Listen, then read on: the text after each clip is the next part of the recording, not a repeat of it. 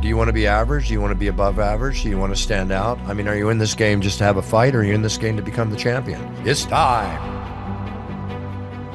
Gentlemen, welcome back to the Men's Collective podcast, the place with the average Joes here joining me. Real men, real talk, none of that BS. Fellas, it is good to have you back.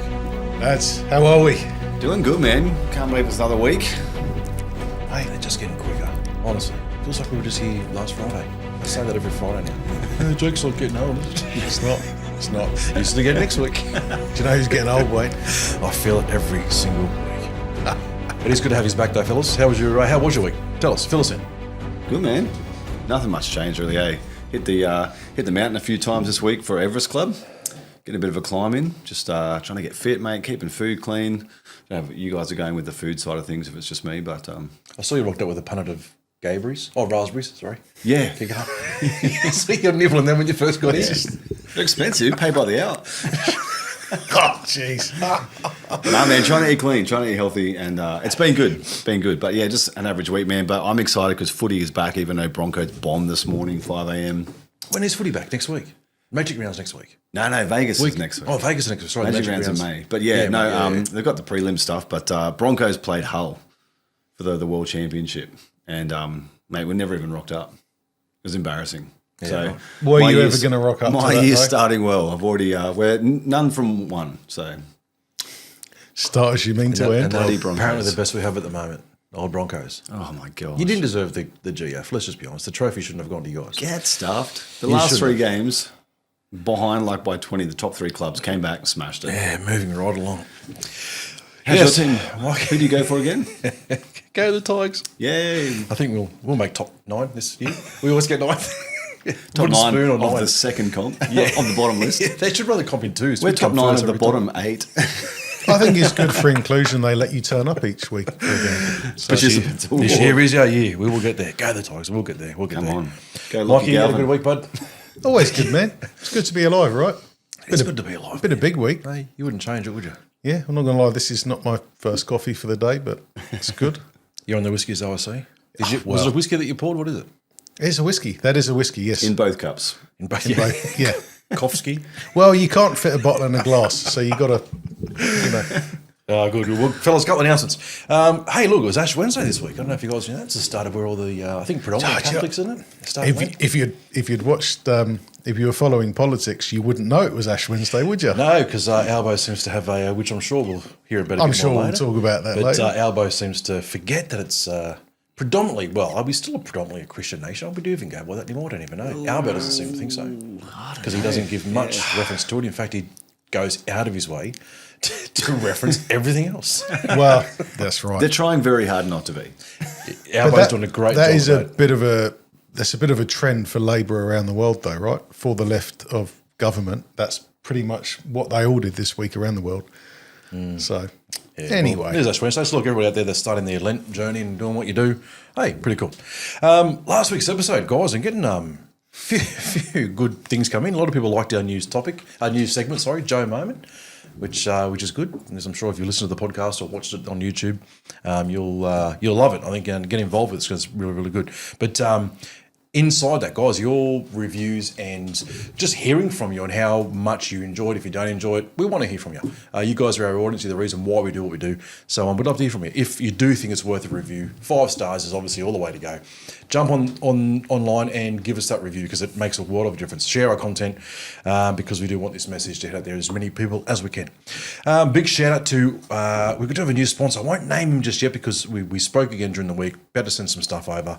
But really, really good. Loves what we do. Loves our message. Loves our motive. Loves everything about what we're about. And jumping on board as a sponsor. So next week, How'd they come on board with us? Where do we connect with them? Are they local? Do they hear us? Yeah, Like, local to the Sunshine Coast. Right up down up the strip of where the coast starts and ends. But look, I'll say a bit more next week. Awesome. Yeah, but no, really, really good. Glad to have them on board. The website's looking great, fellas. I don't know if you've checked it out, but there's amazing new features there on the website. In saying that, I want to give a huge shout out to the guys that have built our website behind the scenes, which is Flemcorp. Done an amazing job, Steve there and his team. And one of the offers they have for you, our audience, is that if you contact them, whether it's through their website, online, however you can get a hold of them. If you quote podcast 10, they will give you a 10% discount on all your stuff. They can upgrade your website, do it from scratch. They can even do increasing your audience, SEO, all the stuff that websites have to offer. These guys are great. So we're partnered with them, which is really, really good. And I said, podcast 10. Type that there, let them know, and they will give you a discount. Look after you, which is going to be great. Huge announcement, guys. So you've been giving us a lot of feedback about our podcast and how much you do enjoy it. One of the things that we've heard a lot of, and it not being a bad thing, but we want to just make a change that we think is going to benefit us and benefit you. And that is, you've probably noticed that we've been pushing our podcast out a little bit more recently in its length of time. And there's a reason behind it. We've been trying to see what it looks like to get us around about the 2-hour mark, and we've done it quite comfortably. It has never felt like we've been trying to fill the gaps in with nonsense. It's actually had an amazing flow, great content. So what we are going to do is what you see as a podcast will begin to be broken up into 3 sections from now on. There's first release of the week will have our Ask Us Anything, which is where you guys are writing your questions. We'll do our best to tackle them from a perspective of the average Joe. Next to that, we're going to have our Out and About section. And then second release of the week, we'll be doing the week that was, which is where Mikey gives us his amazing pissed off spin on what's happening around the world. Which That was generous. is growing. Its audiences are growing. Actually, get a lot of. It's really good. People loving the week that A was. lot of people giving me shit. I like it. It just encourages me. Thanks, guys. Alongside that second podcast release of the week, alongside the week that was, we'll have Man vs. Machine. Alongside our brand new segment, which we have of Joe Moment, which you're going to hear a bit more about today. Then our third release towards the end of the week, which has been our topic that you guys have loved so much. We're calling it the main event. So each week now, you will have 3 podcasts coming out of this studio here at Average Joe's and the guys here at the Men's Collective. So we will have 3 released podcasts as of next week. Fellas, thoughts? We've been toying around the idea for a Really while, haven't looking we? forward to the pay rise. Yeah, absolutely. 3 podcasts. So we have to stay here now longer for the 3 days, and we're living in here until it's Yeah. live. I've moved everyone's sleeping bags to the corner. Yeah, nice. Not sure why you bought a 1-man swag, Mikey, because there's 3 of us, but I'm sure We'll make it work. we'll make it work. We'll make it work. Live in hope, right? So, guys, hey, we actually want your feedback on that. If you think this is going to work, tell us. If you think it's not going to work, tell us. We want to hear it. So We'll prove you wrong. Truth We'll is, prove it we could go for 4 or 5 hours, mate. Like just absolutely good. I mean, chatting. Like I'm going to be honest. The only thing I've ever done for 2 hours before this was Mate, actually chill sit down. on the toilet and doom scroll. oh, okay. I didn't know where you're going with it. No, not that. Not for 2 hours. No, unless convincing counts. hour 50 trying to turn the camera on. Please, An hour please. 50 convincing begging. I'll buy your address, please. So, guys, hey, listen, hit us up. Let's do it for a few weeks. You tell us how it goes. Alrighty. Perfect. Let's kick it off. Steve, buddy, over to you, mate, for Ask Us Anything. Well, welcome to another week of Ask Us Anything. I love this section, but I think this week we've kind of we're going to push the limits a little bit, boys. We've got 2 very, very in-depth questions, and reading these, one from Cian, Sean. Don't know how you pronounce it. I think it comes from the ancient Scottish Sean, but CN. The sheep. Cian. Hey, mate. Cian. Anyway, it's foreign. So, hey, boys, I split up from my ex a while back. I've got shared custody of my 8-year-old daughter. Ever since we split, I feel like I'm either overcompensating when she's with me or distant when she goes back to her mum's. I'm scared of screwing up her head. How do you find balance as a dad and after a messy split and still feel like you're doing it right by your kid? So big one. Nothing small about that. Huge question. And I think it's actually, these days we know like marriage is pretty much 50%. When there's kids involved, this is actually probably a lot more relatable, a lot more common than we would think about. I know even in my family that we've seen this happen quite a few times. So this is a very real thing, but it's also the potential for this, we know is generational. We've had that in other topics. So looking at this, mate, always I come back to what's in our control to sort out. And I think about this and I go, when you've got your daughter, all you really need to worry about is being the best dad that you can with the time you have. Outside of that, there's not a whole lot you can do. There's lots of dynamics depending on the relationship with your ex. And and a lot of complications in place with that. But I would still have the same approach as a single dad as I would as a married dad, and that is to serve my child with the best I possibly can and be the best version of myself. Outside of that, there's not a lot of control that we often find that you have. And I mean, my sister's on the other situation for this. She's, she's got kids and going through a similar situation to this, and it's difficult. Like it's messy on all fronts. It doesn't really. There's no clean cut way to look at it. There's no even split. There's no perfect scenario. But I look at this and I think, what have you got access to? Well, be the best person you have. Be the best dad that you can when you can show up. And the other thing I would say is just do your best not to get offended and make your fathership journey about you and your ex. This is you being present for your daughter. And so 8-year-old daughter, mate, like she needs you. And so you can't afford to let those other things come into play. Be the best dad you can be. It's not rocket science. It's not great advice probably, but difficult one, boys. What do you think? You want to go first, Mikey? What do you think? No, go on, mate. Look, I look at your question, mate, and you're saying ever since the split that you feel like you're either overcompensating. It doesn't really give off the fact that if she's giving this kind of vibes to you or this kind of feeling to you, like it doesn't sound like you're getting any kind of feedback from how your daughter's actually feeling. She might be totally okay. I mean, you're saying you're getting the feeling that you're overcompensating and screwing up because of it. Look, it's like Steve said, it's always, which is sad. Like we both just said it's always going to be messy. Wonder why they have to be messy. Like, why can't relationships just break? Like, is there ever a situation where a relationship breaks down and says, hey, listen, we're not in love anymore. Let's keep everything amicable and make it, like, does that ever happen? I don't even know if it does. Probably two dudes. I think over 50s maybe. Do you know what I mean? Like when there's less involved. So it's always messy for a reason. Someone's done something. But when you've got a young family involved, you don't split for amicable reasons just because you're like, oh, we've decided we're both over it mutually. Something it's never has getting happened. easier, is it? No, something has happened, and there's always going to be some kind of conflict in there. So someone's going to be wearing more of that burden. Yeah. I think one of the best things, bits of advice I can give you, mate, I don't know what your situation with your ex is like, obviously enough to split. When you are with your daughter, the one thing I wouldn't do is ever bag out your ex. Because this daughter of yours is going to be going back to her, and she still loves her like she's your mum. Yeah, okay, it didn't work between you and her. That happens. It happens quite a lot. It happens in 1 out of every 2 marriages nowadays in Australia, which is insane. Don't ever bag your ex out in front of your daughter. Don't ever do it, mate. It's not worth it. You're going to be sending her home, your daughter home, thinking that there's a lot wrong about her, and who knows, but I don't know your situation, but that's what I wouldn't do.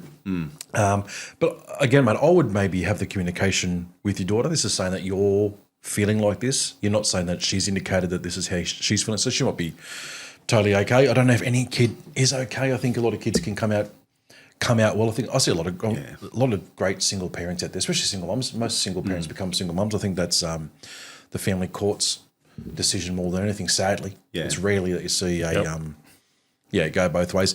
Mate, keep everything amicable between you and your ex. That's probably the best thing you can do for your daughter. One of the things I've always said within marriages, is that one of the best things you can do for your children whilst you're married is to show them how much you love their mother.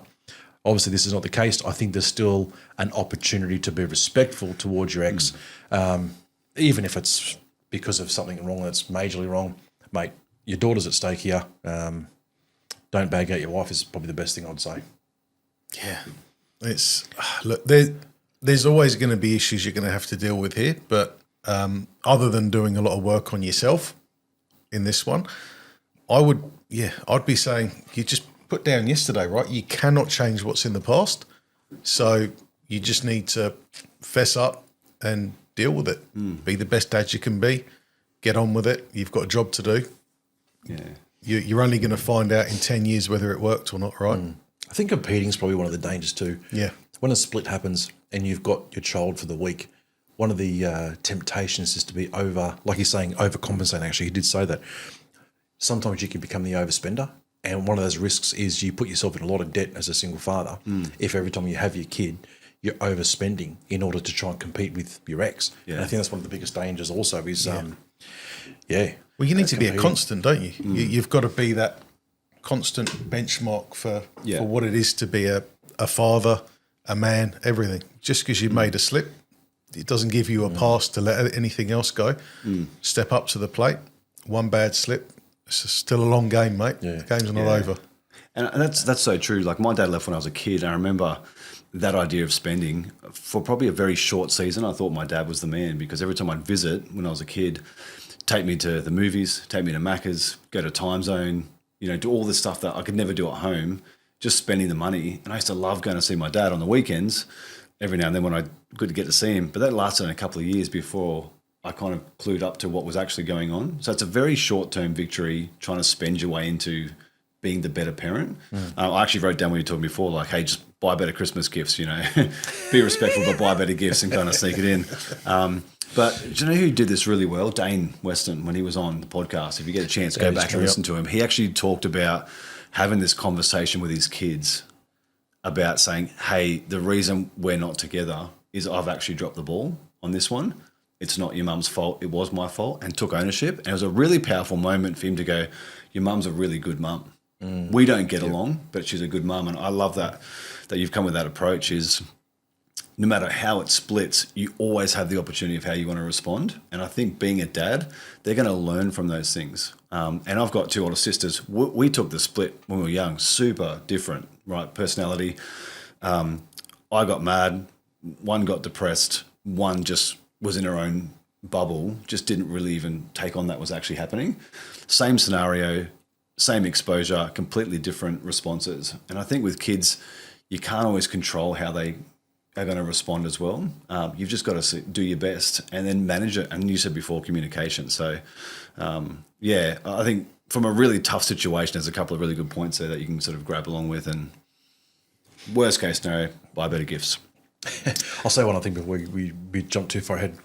I think also you need to be wary that you're still a man in the eyes of your daughter, and your daughter's going to grow up one day looking for a man out there that's good.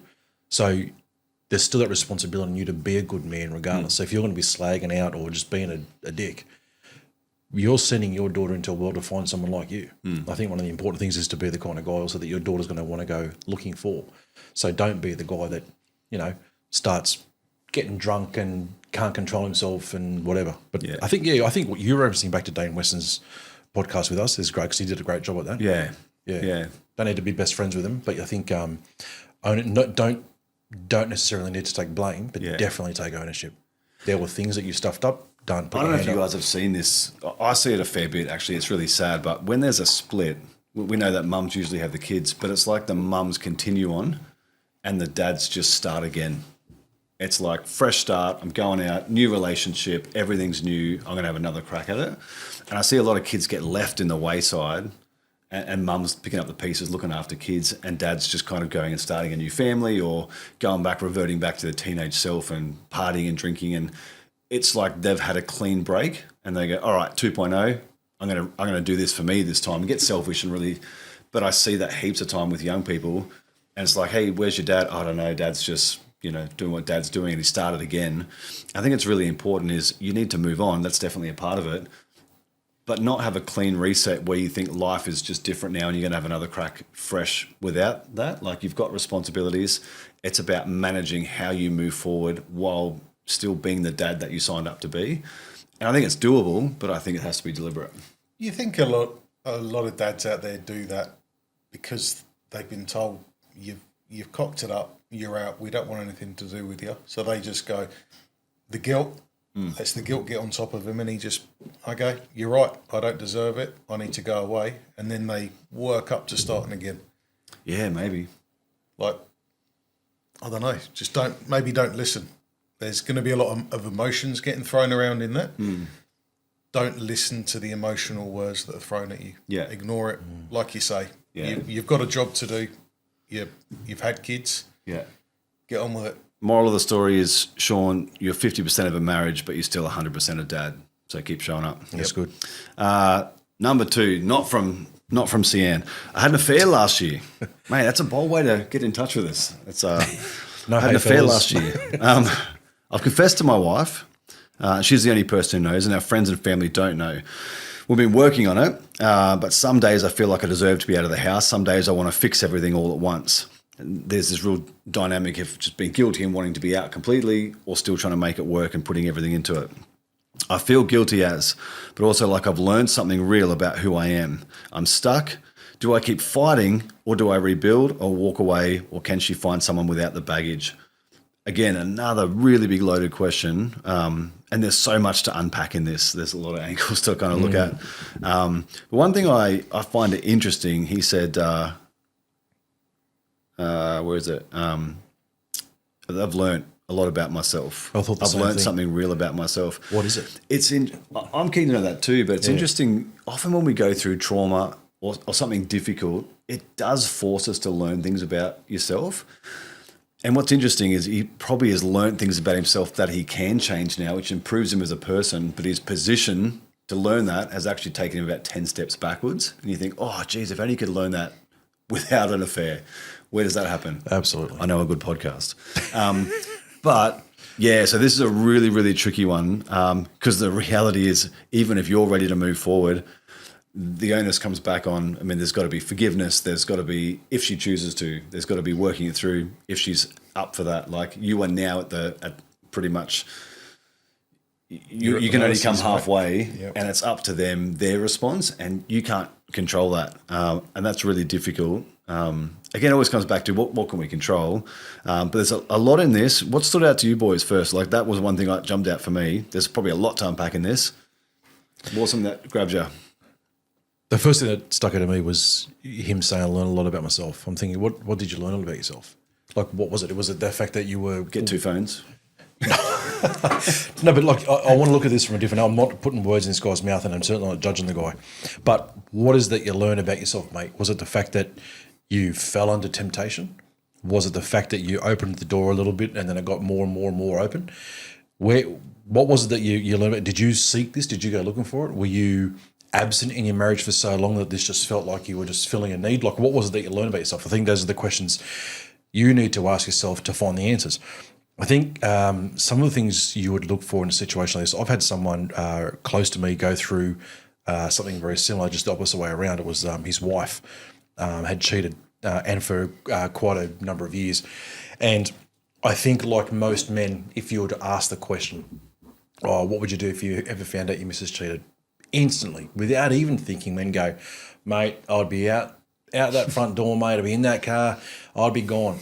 And then you see men in the situation and they stick around and you go, why did they stick around? It doesn't mean the man's weak or it doesn't mean anything other than why did he stick around? And in conversation that I've had in the past with this guy in particular, why did he stick around? Because he was that typical guy.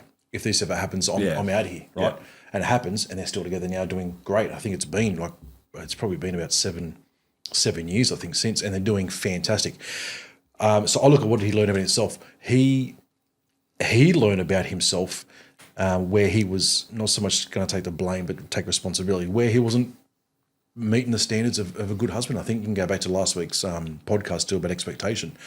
Not that it carries all the answers, but why do we have the expectations we do within a marriage from our wives when if we're not living up to our end of what her expectations are of us? Doesn't mean that expectations need to be so exuberant you can't meet them.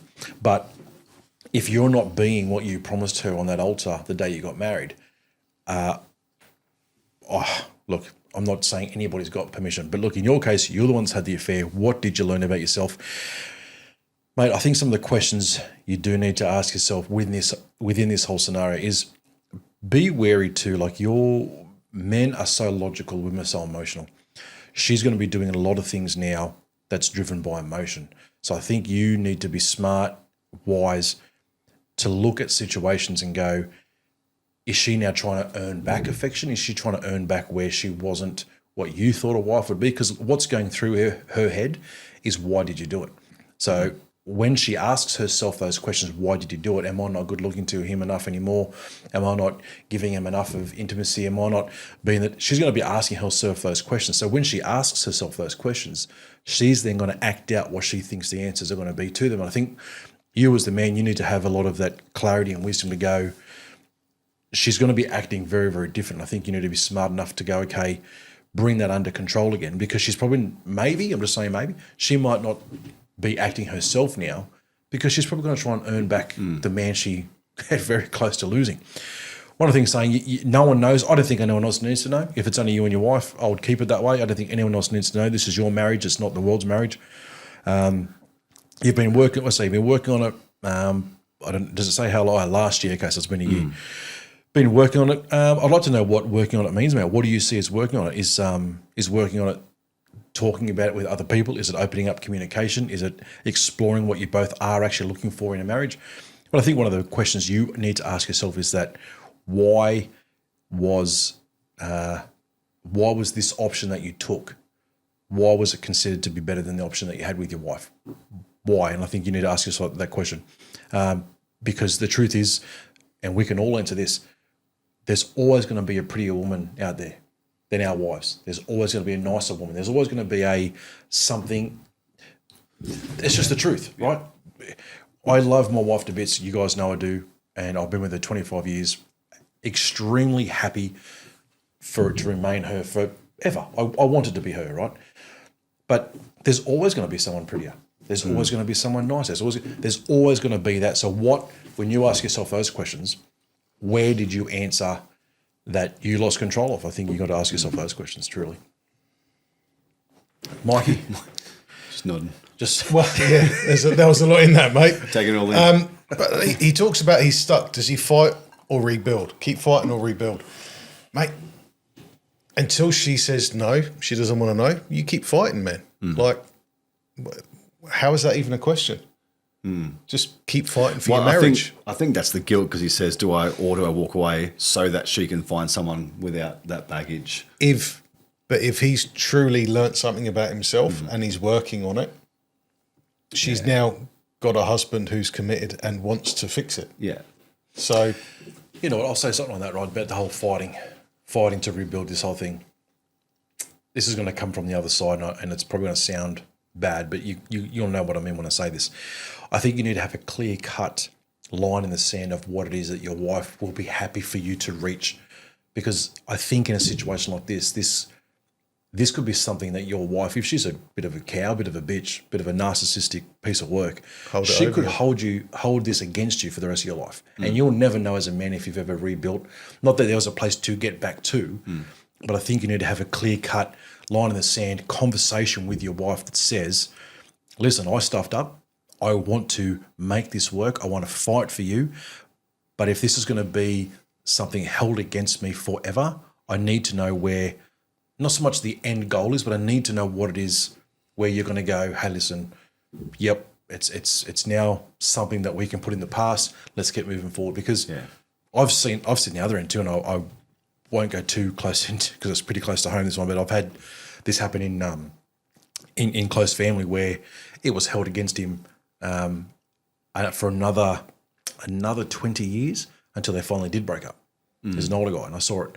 And he lived in guilt for 20 years, lived in trying to impress, lived in trying to rebuild because she held it against him. I think it's a crap way to live.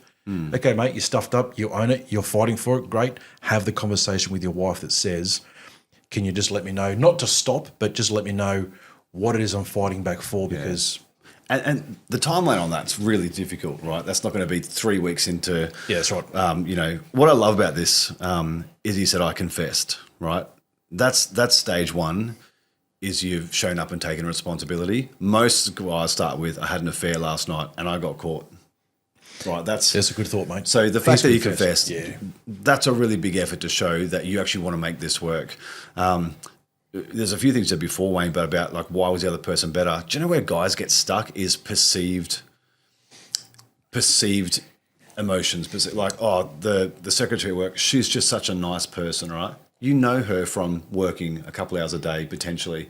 No one airs their dirty laundry out. No one just comes to work and actually is their complete open self at work, right? That's what you do at home. That's when you get married and you move in and you learn things about each other. You're like, well, I didn't know. Who's this woman? Why does she act like her mother? Exactly.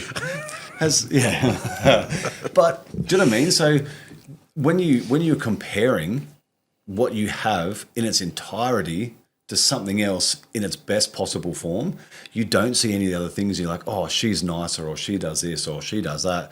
And this is where they get stuck. And the moment that they're in that position, they realize, like, what I had was amazing. Why does it have to get to that point before you realize? Why can't you make the decision to go, I bought into this. This is what I chose. I'm going to keep honoring that.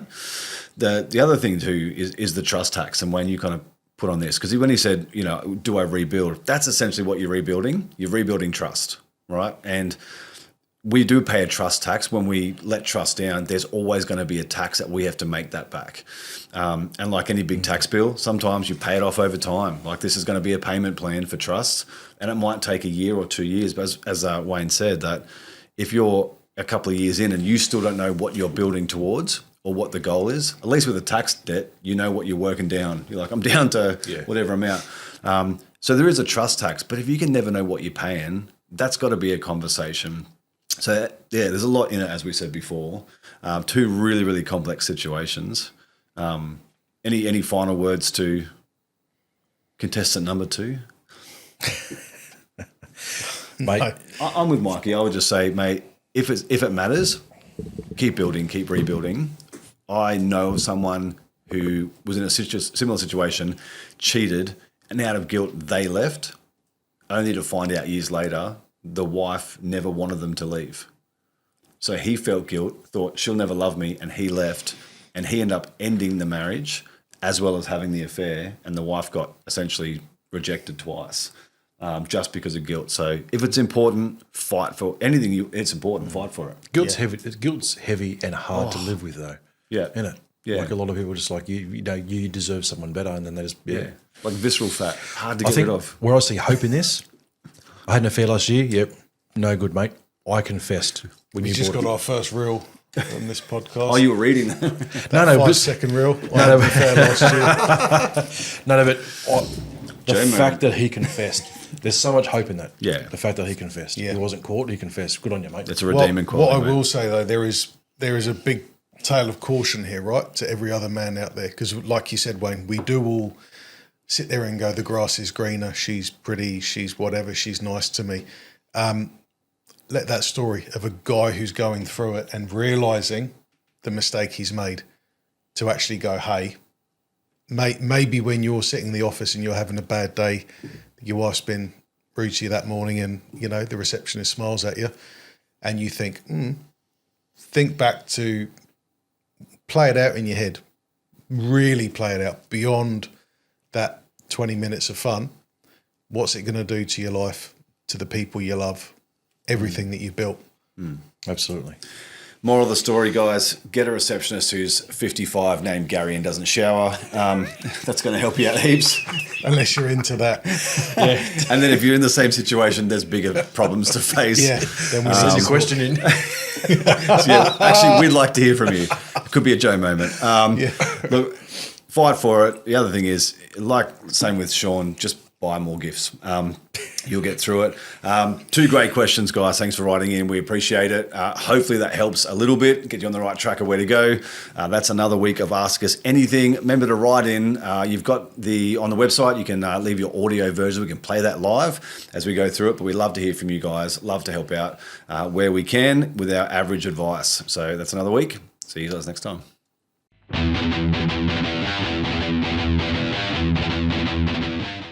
So, guys, it's time for Out and About. And let's talk about why we talk about Out and About. So, as men, we believe we have certain responsibilities, and part of that is in the community as well. So, as average Joes, we've got a few things that we're involved with. So, every week we're going to tell you a little bit about what's going on. So, the first one being our Thursday night barbecue. So, about 3.5 years ago, Wayne and I and the team decided that we would do a barbecue for people that were struggling with cost of living. So over the last couple of years, that's built out to a little food trailer, and every Thursday evening we rock into the heart of Nambour. We set up a couple of tables, we put out some speakers and a heap of food, and we have a big party for everyone who's welcome along. So this week was a great week. We had the food disappeared so quickly, man. And we actually didn't eat any of it this week as well. So I had one. I felt so guilty towards the end because I did wait. Right, I waited right towards the end, and I put it to the side to cool down. And Kerry saw it, and then there was 6 left, and there was 7 people in the line, and I've looked over and I'm like, Kerry, I just served myself. While you're wiping sauce off. Sorry, guys, we're all out. I hadn't even touched it, and I'm like, I've just put it to the side. I'm like, this is like over on a side table, getting ready. I'm like, oh my God, what do I do? He's barely been licked. Hang on. Answer that question. You ate it still, didn't you? Yeah, well, what happened with that about? Yeah, on the side about, yeah. So not going, I should give that back. No. Hey, guy at the end. No, you know what? You malnutrition guy at the end who hasn't eaten clearly for a week. I saw Come a back prayer next week. answered right in front of me. Dutch, bro. You know what it was? They were a bunch of school kids that do quite regularly come along, and I saw them towards the end there. And I did see it. I'm like, oh, you're kidding me. And I did say to Kerry, I've got this one left over. I said, no, hear me out. Wayne Don't was throw like, me under the this bus just week yet. we're going to feed you a life lesson. Life is hard. I sat there, I'm like, oh, God, what do I do here? So I prepped to take it back over there. So I'm just waiting for like this odd moment to go like, how do I sneak this in? It gets to the end of the line, and the last 2 people, they went, oh, no, can we just get a water? Yeah, of course you can. So there ended up being 2 left over with my... Like, And they go, Wayne, where's the water? Oh.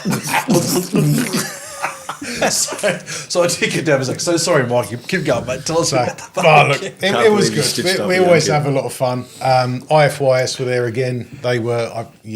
We don't get too involved in what's going on there, but IFYS are there to engage with people and help them find resources to either help them into housing or just help them with that struggle. But we saw them out in force, getting amongst guys and taking phone numbers, sharing details, which is always good to see. Just a good night. I'm having a moment. I tell you, one of the good things about what happened last night is that I loaded the trailer on to get ready. I had my whole car front seat and back seat loaded with clothes. I had to take it out because we had so much food to give away last week that I had to load the car with food. We're getting that much stuff coming now for people. Because Donated food, is it? Yeah. Donated food and donate costs. But you know what I think? I want to give a huge shout out to the Australian Labor Party, because if it wasn't for them, we wouldn't have the need in the community like we do. Maybe they'll sponsor. Hey, help! You want to sponsor this section? Because if it wasn't for you, people wouldn't be struggling the way they are. People wouldn't be hungry. Well done, guys. Thanks for the Giving cost them of- hormone blockers instead. Yeah, thanks for. But we also took an hour out this week to have a meeting with council, which was a bit interesting. Very interesting. So At Namble. at that yet, so it was the local division councillor who we caught up with and is connecting us with some more team within council to help us. We were just talking about the year that's going to be coming up and what we want to be achieving, and I suppose council wanted to see how they could help facilitate that without spending any money or resources. Just hear what we want to do. So And make us legit, apparently. Help us make you legitimate. How about we just keep feeding the people? look, I don't have any issues with being illegitimate in government's eyes. It's probably a good thing. But You know what came of that meeting, though? We sat at the front of this huge, big building full of highly paid council members, and we said, look, is there any chance the council could just dip into their pocket to help? Oh, no, we can't do that. The budget's... Of course, look... I'm sorry, We'll guys. keep We doing just it. we just chipped in for Ramadan, so we can't really got nothing left for the barbecue. But that's good. But no, so there's some exciting stuff happening. The trailer, big news coming there. We're just starting to get the designs and everything going, and Wayne's got a lot of hours plumbing out and fitting gas lines. There's a lot to go into it. But it's going to look good. It's going to look great. It is going to look I'm really excited. But T-shirts as well. Guys, we fed it. This T-shirt fed someone T-shirts. They're available on the website. $50. All of the money goes to the feed. So get on board, jump on the website, test the new website out. Wayne reckons it works. It does. It's really good. Promise. Mate, thanks for that. Look, in Out and About, guys, our meetups, as you know, Average Joe's as a movement started nearly 8 years ago now, and it started because of men meeting together in these meetup groups. We're now, at one stage, we were across 3 countries, which is great. We brought it back to just the 2. But having meetup groups across 2 countries of men meeting together, it's fantastic. Give you a bit of a breakdown. We go for 1 hour a week. That's all we do. Reason being, for any man to step out of the home for 1 hour and pop back in, it's not an entire writing off of the night, so you can slot it into your week. And what we do is that we go through what you see us go through here with a topic, but we just obviously do it with a much smaller audience. Groups range from 6 to 12 men. I've made some great mates out of these groups, and it's where we all started. So a bit of a catch up on where we're at. Going really good. Got a lot of new faces come this week into our groups, which is fantastic. And guys loving it, getting a lot of good feedback. I actually really enjoy it. I go to the one on the Monday nights at Budrum there. Really, I actually enjoy doing it. Like, it's actually a fun thing to go to and walk in and see the guys there, and hearing stories obviously. But just to give you, answer some questions on what we're not. We are not a mental health group. I know a lot of guys walk in going, they want to talk about mental health issues. We are not against that whatsoever. You guys have got mental health problems, we get it. What we are as Average Joes, we're not a mental health group. We don't promote ourselves as that. We don't market ourselves or advertise ourselves as that. What we are men getting together to go through stuff that's going to challenge us to become better and hold ourselves accountable to doing it. If you have mental issues, guys, I suggest what you do. Reach out to professionals. Reach out to people that are actually experts in the field. If you think you're conquering a mental health issue by coming to a group of guys, look, I'm not against connection. I'm not against guys meeting together for that purpose. Fantastic. But if you do have stuff that you got going on, see a professional. That's what we are not. But I'll tell you what we are. We are focused on men becoming better. Hence why you see our topics that we talk about. You see us on this journey with you. We are men giving you perspective from the average Joe. None of us here are experts in any field, and we try to actually keep it that way. That's our purpose. We want to go on this journey of life alongside you, and you hear these perspectives from the average Joe. You can jump on the website, see what all the locations and the times are. You'll meet some great guys. Really, really good. Hey, Wayne, could you pass me the Valium? Mike has got issues. No, Sorry. Well, guys, look, that's it for out and about. Barbecue's gone great. Meetups have gone great. Like I said, if you want to hit us up to be involved in either of those, website, social media, hit us up. Guys, welcome to the week that was. So this is the time where I will pick a few items that have happened during the week. It's usually pretty stupid stuff. It's serious, but we'll make it a little bit lighthearted. So I will complain about it. These two boys will give us a bit of real insight to it. So comes from how many Cert 3s, which you call it a degree, I think. I didn't know you could get that for tying your shoelaces. Is a Cert 3 in hairdressing really a degree? Yeah. Anyway, look at my hair. Well, you could help. You could help me there, Wayne. Look at my Thank lower back. Toupee building. So this week, it looks like paedophiles are getting off lighter than idiots. So this week, in the news this week, we should say, Brendan Koshel was sentenced to 12 months in jail with a minimum 9 months before parole for inciting racial hatred. So basically what's happened here at the Australia Day rallies in Sydney, he's thrown a few anti-Semitic slurs out and done a Nazi salute. So let's get things straight. Fuckwit, right? No one's denying this guy's an idiot. But free speech should still be free speech, especially when you look at some of the other stuff going on around the world. Yeah. Now, let's just spin that around slightly to another sentencing this week. Now, former primary school principal Richard John Barron, he's pled guilty to possessing and sharing child abuse material. Now, he was actually caught by Border Force when he was coming back into Australia, and he was caught with it on his phone, and later they found more on him at home. Now, he got a minimum term of 3 months in jail. All right? Now, that's a serious... As men, we want to protect what is vulnerable. And I think there's probably not much lower than that, right? It's pretty filthy stuff. But then you look at the judge. So Susan Wakeling was the judge who handed down that sentence. Now, I actually did a bit of research on her, and I found that she's had over 7 years of overseeing the operations for family violence division of the government down there.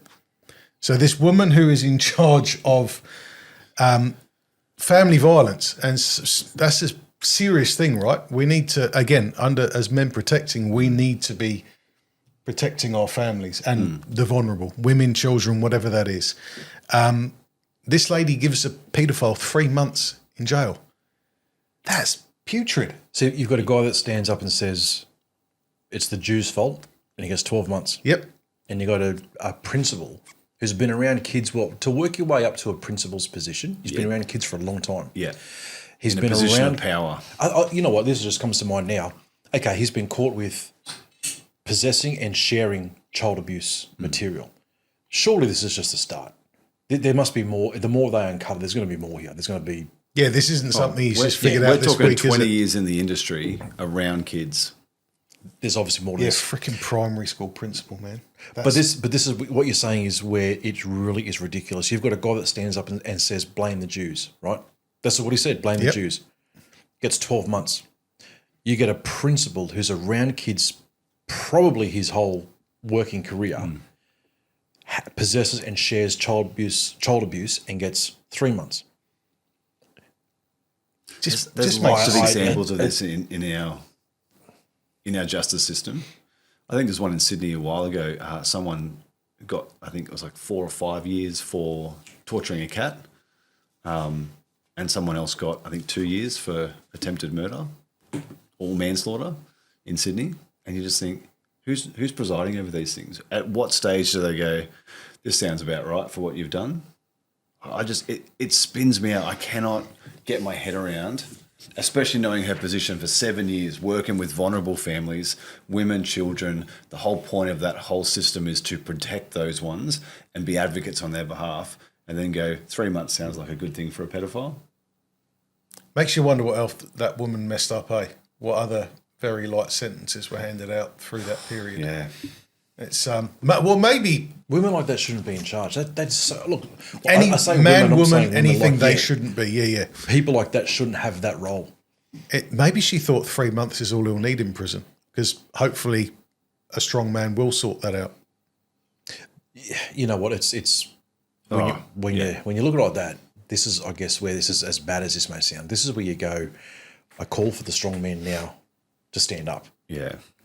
We find this all over the world. When there's no real justice, street justice comes in. But then those people get busted Do you guys, for street is, that, justice. is but it the Alaskan Avenger? You hear about that fella? No, I've been interested. I don't watch in that. comics, man. This is, No. So this guy apparently he part of the Avengers, he isn't literally he got like 20 years in prison or something for hunting down paedophiles and putting them in hospital. Like he'd go at them with a hammer, and it's like every dad's dream, isn't it? Like forming a vigilante group just to go find guys like this. it's a sad world. Surely where there's you standards, have to, though, eh? Surely you'd think there's standards to go, if you've committed a certain crime, minimum would have to be, irrespective of circumstances, this is what it would be. well, China just brought in the death penalty now for pedophilia. If you're a convicted pedophile, now you get the death penalty. This was last week. Was it in China? Yeah, okay. Yeah, I'm There sure you it was pedophilia. Yeah, death penalty, and we're given 3 months.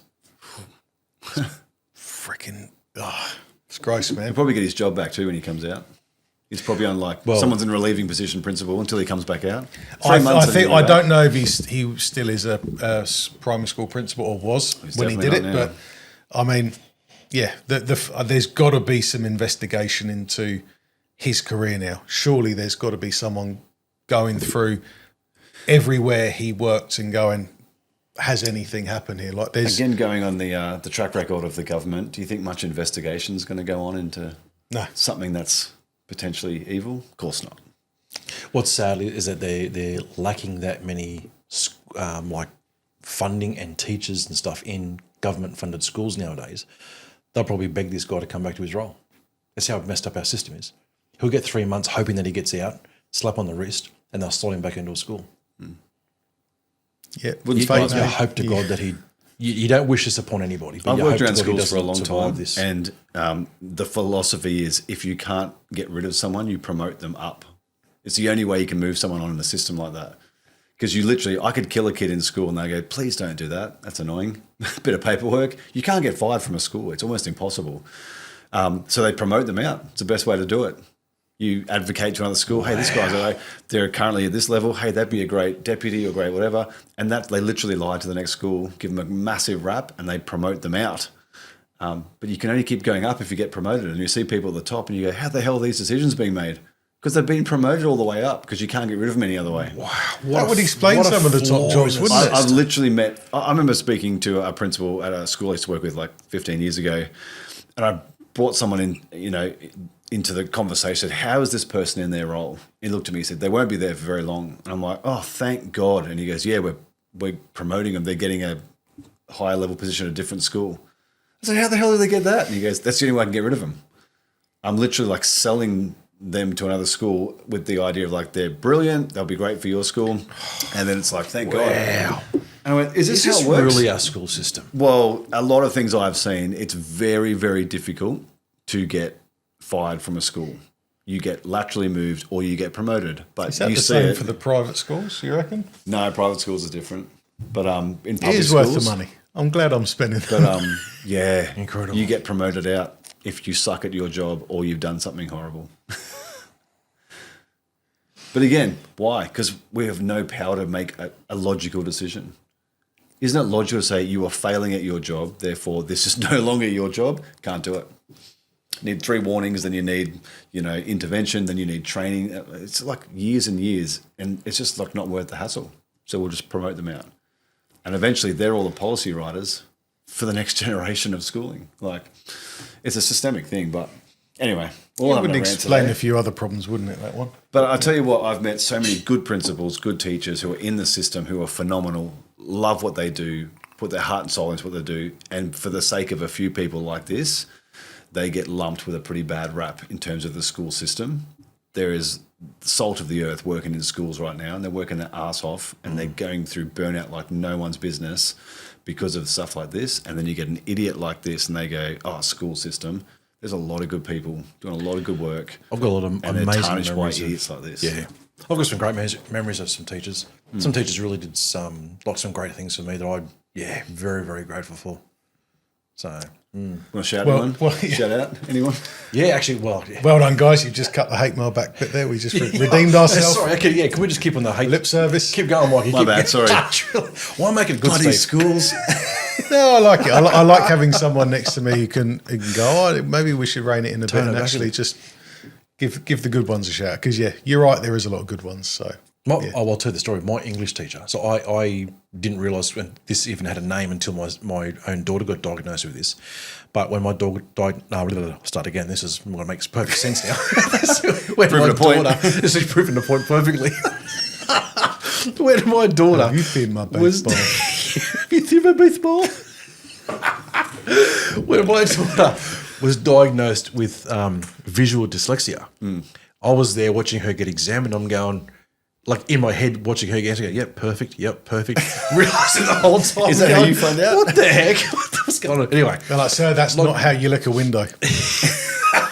No, but I self-diagnosed through watching her get examined, going, oh my God, this makes perfect sense now. Wow. Like, anyway, but my English teacher used to read our year novels that we used to do, read them onto a cassette and give me the cassette to listen to. Legend. So I could, retain the information, because reading off paper and retaining and comprehension of it, out the window, no idea.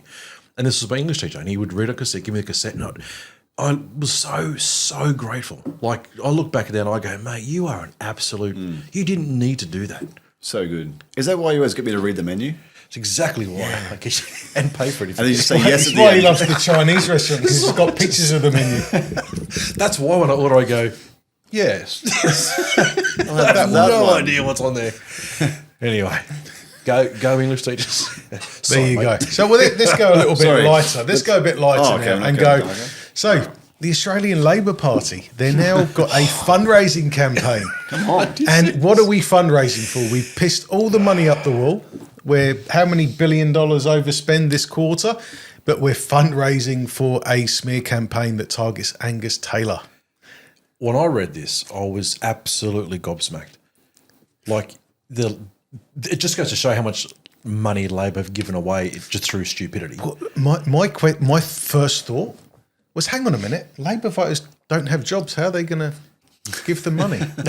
No, my thought's this, right? Labor has made it so damn hard for normal people to live that they then turn to the same people and say, hey, can you donate what you don't have because we've taken it and made it very hard for you to live? Can you donate that so that we can make an ad on TV that no one watches anymore, bagging out the new Liberal leader? It's like robbing someone's house and say, hey, my hands are full. Can you open the door and open my car up for me? If you're at house, please. Just, can you carry this for me? It's getting heavy. This is, Yeah. it makes no sense on why people continue to vote. I'd love to be a fly on the wall in those rooms like, hey, any ideas, guys? Why don't we ask all the people who hate us for more money? Yes, great idea. I'd love to be in that room and just see if there's discussions, because this is the best idea that they've come up with. You launch your best idea. I would love to see ideas 3, 4, and 5 and see how ridiculous they were. But Venezuelan guy's gone, damn it. But you would assume they have raised some money, right? You would assume there'd be enough purple head, we need to free Palestine, give them some money, people out there to actually do it. In typical Labour fashion, they've misspent it, and I actually haven't seen any of their ads. I heard about it on the news. I actually haven't TV seen anymore because you're not watching normal Well, no, TV. it's all on social media. Right, okay. Yeah, so the campaign is across social media, and I was actually trying to find this stuff before the show, and let's watch something funny, and I couldn't find it. So they've misspent it again. Maybe they just spent all the money creating the videos. They couldn't afford to promote them. They faked you. They faked you with the advertising, and they've now spent it again on what they want to spend it on. Yeah. They got us again. That was it. Oh, we had to give it to. That's Gaza why my or something. raspberries were $47. Your Gabriels before. You know what's interesting though? Like I remember saying this a couple of weeks ago. There's this old saying I heard: "Be known for what you're for, and not what you're against." Right? And then you've got this Labor Party now fundraising off people that have very little to make advertisement with a focus on everything that they're against. You go, why not promote the good things you're trying to bring into Australia? Why? I can answer that. There's none. Yep. Well, the only way to see policies of a party is to watch the smears of the other party. You're like, oh, that's what they're standing for. That's right. Because no one's advocating for their own it. policy. It's like, oh, I hear their trash talk. Oh, that's what they're trying to do. Oh, okay, cool. That's right. And look, for what it's worth, they do all. That's all they do is they trash talk each other. Yeah. And it's one of those. You're never going to get around it. But Labour's particularly good at it, aren't they? And deflecting is a big one. So, but the other item we've got to say, again, sticking on Labour, our Prime Minister, the legend that he is, first day of Lent, and he's giving happy Ramadan speeches. How long ago was Bondi? 5, 6 weeks ago? 7 weeks ago? And you've got Muslim extremists popping out there killing innocent Jewish people, right? Australia has made their voice very clear on where we stand on this. And the one opportunity that the Prime Minister had after all of his sorries, and he attended all those Jewish things wearing a Jewish hat and going like, trying to be, relevant. And the day, Ash Wednesday, the start of Lent, where he could have tried to rebuild any part of a remaining connection or relationship he had with Christian people within Australia. And the day of Lent, the start of this whole 40-day leading up to Easter that these people do, and on Ash Wednesday, he chose to go and be with the Islams in support to show their love, to be the start of Ramadan. But and again, Incredible. this is absolutely the same. incredible. The Labour Party in the UK did the same thing. You've got Mandami, obviously, did it in New York, and he's doing some wild shit over there, man. He's really going like he's actually. What's his first name? I don't know. His name is Mandami, the New York mayor. He's now calling people to look at Islam as a way of encouraging them forward to be better people. In the famous words of Pauline Hanson, are there any good ones? Well, and that's the next bit, isn't it? Yeah. So Pauline has gotten herself in a little bit of trouble asking the question on public TV, are there any good Muslims? And she's obviously talking about the 18,000 people on the ASIO watch list. And I think there is a valid question within that needs to be asked. I think she may have gone a touch too far and said what we're all thinking, and now everyone else is offended. But hey, I'm still voting for her. What does that tell you? I mean, yeah. Anyway, what do you guys want to say about that? Yeah, Pauline's definitely made a stance on. So her numbers are growing. And I don't think they're going to stop growing. Like, Is it the right thing to come out and say? Look, this is how I look at it, right? you can't tar everyone with the same brush. You can't. But go on. But I have about probably 3 people in my life that are Muslims. Lovely people, nice people, really, really good. When I dive deeper into what Islam is, I then question why are they the way they are. I've just described them as being good and loving people, right? And I, again, not tying all the same brush. But Pauline's come out with a statement, are there any good ones? And we were all, at some degree, we were all thinking it. She's come out and said it, now everyone's backing away. But I look at it like this and I go, if this book that you are living by says to go out and do these evil things, which it does, if you are an unbeliever, charge them a higher tax. If they refuse to pay it, you kill them, right? That's just one thing, right? One of, I think there's 5 major things that says this. I mean, look, your own main prophet married a 6-year-old and slept with her when she was 9. And apparently the greatest man to ever live that Muslims supposed to look to, right? You got 3 months for that, though. Yeah, well, probably would have less. Actually, that would have been applauded in Sharia law, wouldn't it? Anyway, if that's the case, I love that I'm not the most inflammatory person in this. This is good. We're making progress. I just look at it and I go, if that's what your book's saying, and you're not doing it, right? Then what is a good Muslim? Because how do you describe a good Muslim, right? Oh, nice. Yeah. Well, if they were doing what their book says, they would be doing a lot far worse. So then I go, well, then what is a good Muslim then? I'm not, like I said, I've got 3 people I can pick out in my life that are Muslims. I do love them. They're Yeah. What do we tie good to, right? A moral code. Where's the moral code founded? The Bible. So what is a good Muslim? If it's someone who's living by the moral code that we adhere by. What's a good Muslim? Good One that Muslim. lives like a Christian. One lives like a Christian. That's literally what it comes back to. They're loving, they're kind, they're respectful, they serve people. That's a good Muslim. And that's called a Christian. I mean, not always, but do you know what I mean? Like, that comes back to a moral code that's based in the Bible. That's going to open a lot more questions, isn't it? Well, I know, but just on that comment too, like, are they good because they're living out what their book says, or are they good because they've chosen not to live that way, but by the moral code, right, which was literally, it's not a preference, it's set up. The Constitution in America, same with ours, it's set up on biblical principles on how to live and how to, ethically and morally adhere to society and community. If that's what we're judging good by, then the only way from that statement to say, well, they're a good Muslim because they're doing Christian values.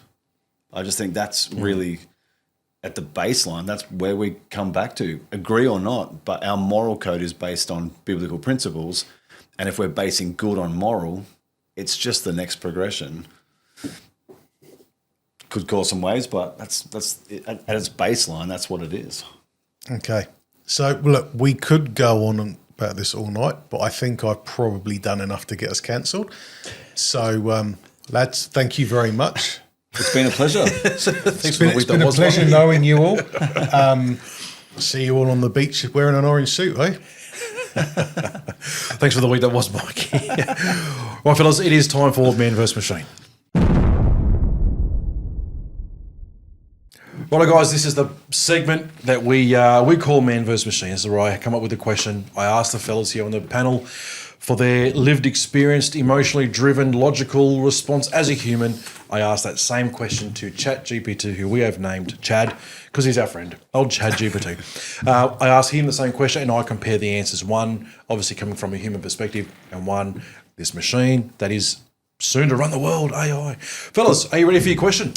Who runs the world? Chad. Chad runs the world. Just before you go down this question, I'm not sure I trust Chad. I use Chad he every doesn't week. mean that. Yeah. Yeah. What was that? Yeah. Hey, he wants to talk. We do, he doesn't. I'm not with him. He wants to talk. Yeah. The boss is on the phone. No, but I use ChatGPT every week to do a bit of research around some of the stuff that we talk about in the week that was, and I have to say, it doesn't give you much, eh? It's so evasive. Maybe it's too scared to jump on board with what you're thinking. If I ask it anything that is questioning, let's talk about some of today's topics. So the school principal, it would give me next to nothing. In fact, I had to specifically say, no, he was in Melbourne. He was a principal before. Oh yeah, that one. No, because there's nothing coming up. Talk about the stuff with Labour very, very loosely. You ask it any questions, even like I asked it about the Epstein files, and it gave me next to nothing. Hey, wouldn't talk about. No. There's an article being released. A member of the American government actually mentioned names this week on a press release. Can you please give me those names? And it goes back to the reverted blurb. The Epstein files are a 350,000 page document that was released in blah, blah, and it will not give you what. Wow. It really, really is very evasive. So right. I don't trust you, Chad. Lines are drawn. Give me the foil. Give me the foil. Don't listen to him.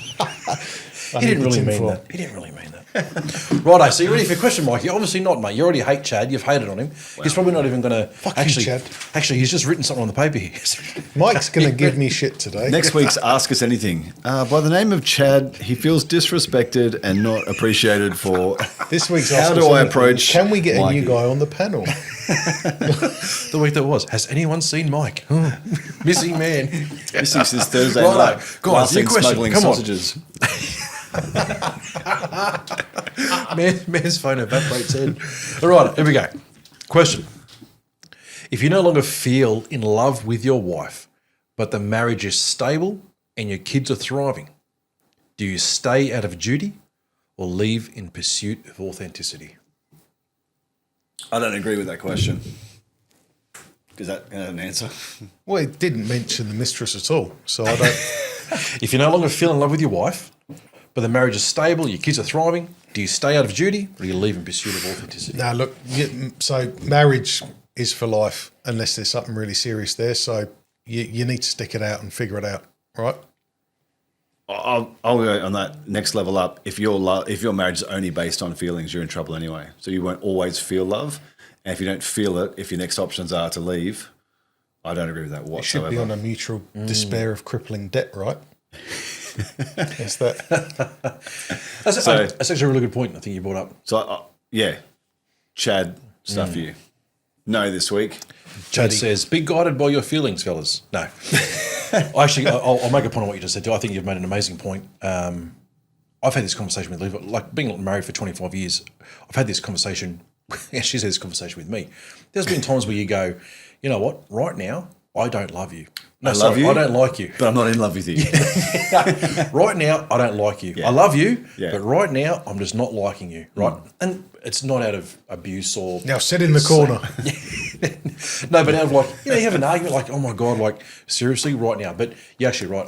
I don't stick around in my marriage because of a feeling of love. I stick around because of a decision to love. Yeah, and those feelings come and go. All right, That's high. so here we go. Bottom line, Chad. flush the toilet. So the question being, if you no longer feel in love with your wife, but the marriage is stable, your kids are thriving, do you stay out of duty or leave in pursuit of authenticity? Chad said this, feelings fluctuate. Oh, Chad's on the block. Hey, Chad. See, Mike, I think Chad just isn't like you. Feelings fluctuate. Commitment is a decision. Leaving solely to chase emotional intensity may prioritise self-fulfillment over covenant. However, staying while emotionally disengaged breeds quiet resentment and long-term erosion. The question is whether love is absent or neglected. In effort, counselling and intentional reconnection have not been pursued. Departure is then premature. If the relationship is irreparably visual dyslexia coming. Do you want to make a tape? Draw him a Record picture. this on a tape, please. So listen to Draw it. him a picture of a really angry woman. Oh, if your relationship is hollow, honest, sorry, you've totally thrown me. If a relationship is hollow, then honest transition may be healthier than silent decay.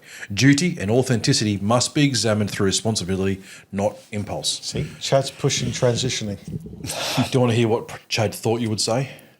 Bring it. He mentioned you, Mikey. No, he didn't actually. By name. How funny would it He did be? say this though. He Mikey said, will say. Mike's gonna, Mikey will say, I'm not real. Chad's no good. Predicted. Okay. He said, this would get tense. Some would say to stay. You made a vow, kids come first. Others would admit staying miserable helps no one. A lot of blokes confuse boredom with not in love. The real fear is blowing up the family, but staying while checked out isn't leadership either. Ooh, I don't think Chad predicted us at all this one. There you go. That was So we Man won vs. again. Machine. It's 2 weeks in a row. Chad we won. thinks we're a lot deeper than we are, right? He's not listened to enough podcasts. Guys, it is time for Joe Moment. Right, fellas, welcome back to Joe Moment. This is the news segment. We had it running last week. We're here again this week. This is the time of the week of the podcast where we shout out to a bloke out there that's done something extraordinarily great and we want to champion him and tell him he's an absolute legend, or the bloke out there that's had a brain fart, blonde moment and done something embarrassingly dumb and we want to call you out and have a good laugh. And we're going to call this the Joe Moment. Have you had a Joe Moment? So, fellas, you got a good one for you this week. I'm excited. It's Albo. Albo said I couldn't fit it on the page. I need a book of Joe Moments for Albo. Right, boys, picture this, ready? North Shore Beach, Port Macquarie. A bloke out there doing what Aussie surfers do best, chasing waves, cutting loose. But he's broken rule number one when you're out in the ocean. He has for one moment did a poo. forgotten. Pooed his wetsuit. His wetsuit. Never do Forgot that. he was wearing a I don't know. wetsuit. He has forgotten. Don't do that twice. You only do it once, In one don't you? day. Yeah. He for one moment forgot that sharks exist. And then bang, a great white takes a great bite. And not a little nibble on the toe, have a taste and move on kind. No, we're talking he's come here hungry.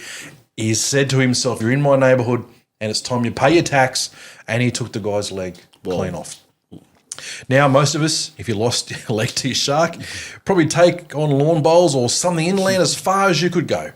You would do whatever you could to avoid water for the rest of your life. But not this bloke. Kai McKenzie, 23, absolute weapon, had a Joe Moment. Check this out. Instead of packing it in and telling shark stories for the rest of his life at local pubs for the next 50 years, he spent 18 months rehabbing, gets a brand new plastic, rubbery, prosthetic leg fitted, and comes out with a statement, yeah, nah, I ain't done with surfing yet.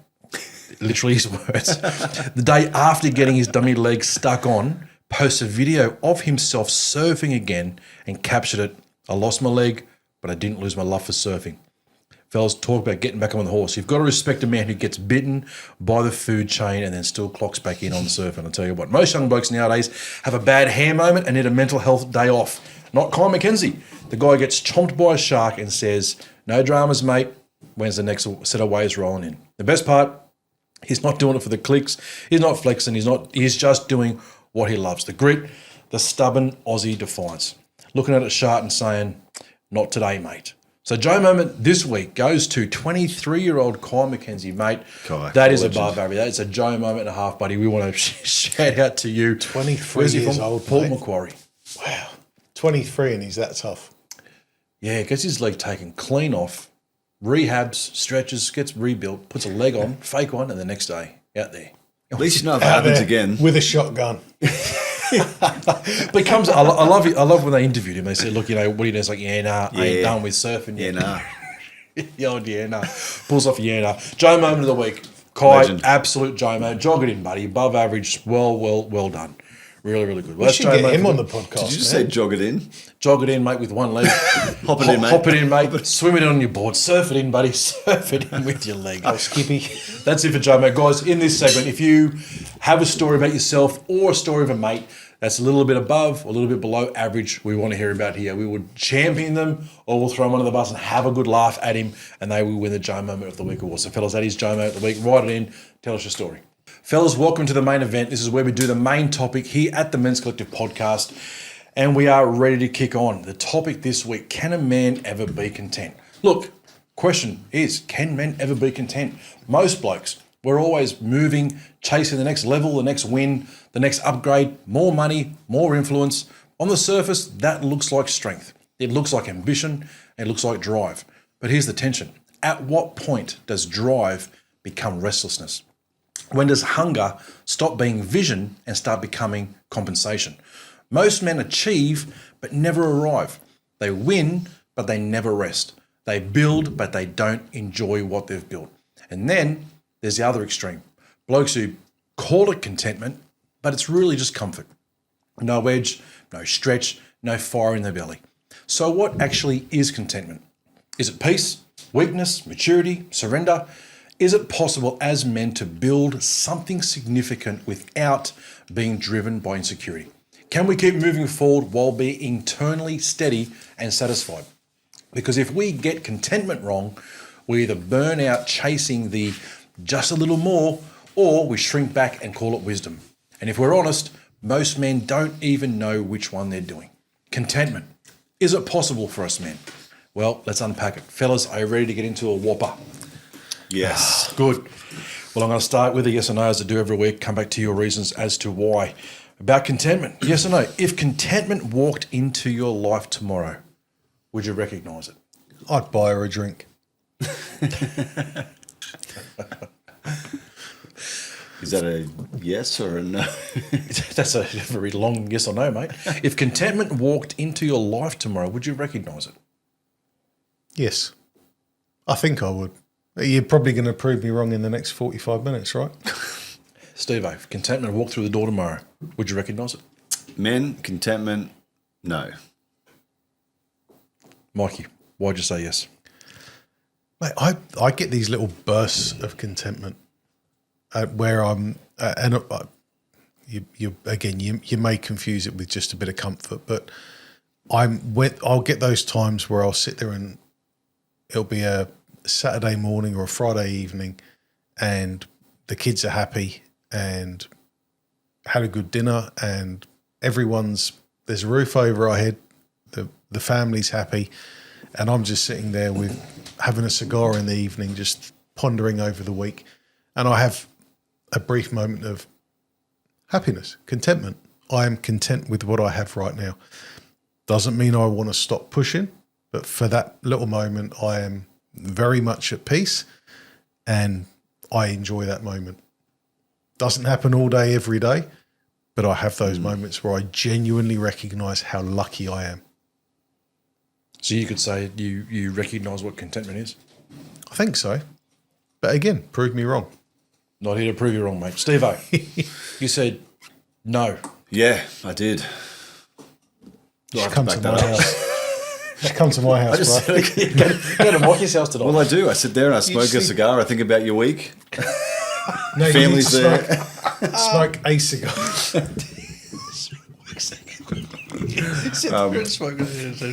No, look, I 100% agree with Mikey. I think there's moments that we can recognise. I'm probably coming from an overarching feeling that if men can feel contentment generally across a long thing, they're probably an animal, right? Because I think guys always are pushing towards something at some stage. Look at Animal Kingdom, mate. They've got their set system. They hunt, they eat, they go back, they sleep, repeat. There's no drive to do anything different.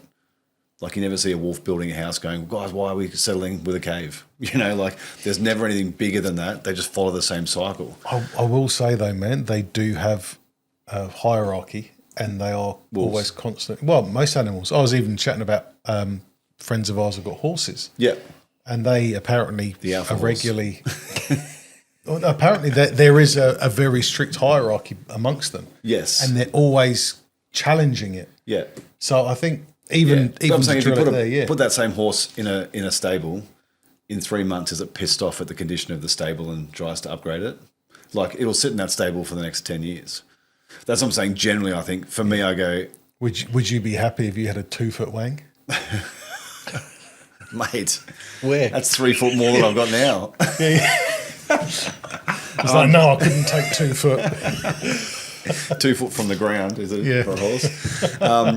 No, but I just think generally, I think deep down, we all as men, we can feel moments of contentment, but in general, I think there's always going to be something within us, whether it's financial, health, relationships, something that we are not content with, even in content moments. And I think even the subtle little shifts are there to go. And we talked about this the other day, is there more? Right, that sort of came back to that idea. But that's why I say no. A lot of nuance to it, but I think somewhere deep down, guys always are looking to change and improve something, even if they don't know what it is. So that's why I'd say probably could recognise it. Yeah. But generally, contentment for a guy, I don't think it really exists too much. That's boring. We all agree so far. I think I would say if contentment walked through my door, would I recognise it? I don't think I would. But I answer that because I look at it in different areas. In my spiritual walk and who I am as a person in my own identity, totally content. Love learning and love growing, but content and secure in that. Business, not content. Want to see growth, want to see expansion, but that doesn't mean I'm not, wanting to have a business grow doesn't mean you're not content. But I think maybe my outlook on content in certain areas is unrecognisable on not satisfied. I know I can do better. And I think that's the defining moment. Not that I could gain more, but I know I can do better. And I think contentment in men is when you can stop and go, well, where's it coming from? If it's you wanting more, who was it? J.D. Rockefeller, I think it was, in the early 1900s. Sure. When he at that time he was the richest man on the planet, and it was because of oil. And they asked him, when is there enough? Like, when will you ever have enough money? Like, what is enough money? Yeah. And his response, which is famous, was just a little bit more. A little bit more. Yeah. And you go, there's no limit then on where content. Like, the guy had a lot. The guy had what you and I and 99% of people would go, mate, you hope more than enough. But Yeah. And I thought my wife spent a lot of money. But the feeling of contentment, I think this is where as men we need to look at within ourselves. I think this is a very inner focused topic, this one, on where can you be content in, not so much, you look at, again, like we cover the main ones, marriage, business, parenting, health, all those kind of, that's what we seem to always stick with. I think for a man, inwardly looking, when you look at contentment, I think sometimes the drive needs to be, that it needs to have that little bit more clarity on, well, what is it you're driving for? If you're driving for that little bit more, well, then you'll never be content. But if your goal was to reach this thing here, like I said at the start there, like I think reaching the goals, getting that win, but never stopping and appreciate the win. I see it with building the house. It gets to a point where you build this beautiful home, but then just to stop and appreciate the home is a whole different thing. I think a lot of men, we build and we build and we build, and then the moment things see completion, we move on to the next project. It's like we're searching for this feeling of contentment. And I think that's where the danger is, contentment, misunderstanding what it is. Yeah, well, that's a really good point. Can we, before we sort of launch too far into this, before we can work out if we can feel content, can we kind of define the best we can what contentment is? So what would you say content, if you could give it a definition in a sentence? Because this is where it gets tricky, right? Because your version of content and Mikey's are all a little bit different. Absolutely. But what is it happiness? This is where satisfied? Yep. You go back to the very first question I asked. If I walked through the door, would you recognise it? I don't think any of us really can because, well, here's the thing. Can we define it? It's a great question. What would we individually define contentment as? What is it? Great question. And this is the thing. Well, I think we all define it individually for ourselves. For me, I mean, just a rough version, which will change probably in 40 minutes. But contentment means I'm happy with where things are at, and I can't see a reason to improve. I'd be content. I'm like, yeah, this is good. So do you think then when you get to a point as a man where you know what contentment is, you then stop? So that's why I think maybe momentary we can feel contentment. But we always, I mean, anything, you talk about building a house, right? By the time you finish building it, you've already thought about 4 things you should have done differently. But it was perfect when you started. When you broke ground, you're like, we have our dream house.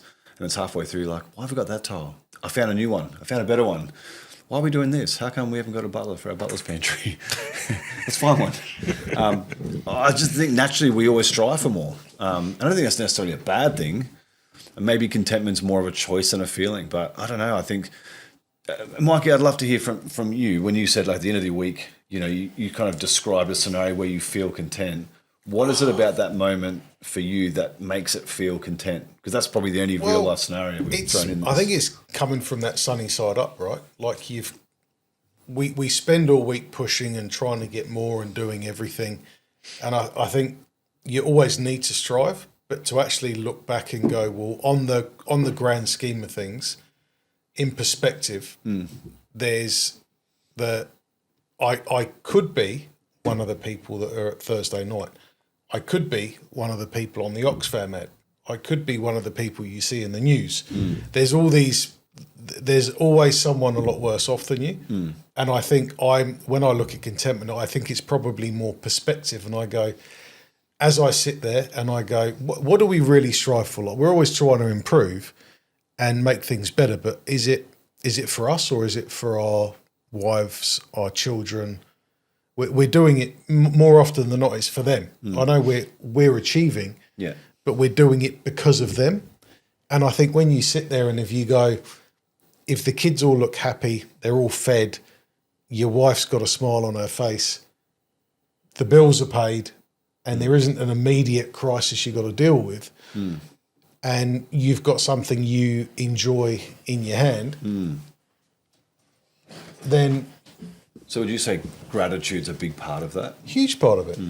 And it doesn't mean that you don't finish off your evening thinking about, I need to do this, I've got this to do. You still got your goals, you still want more.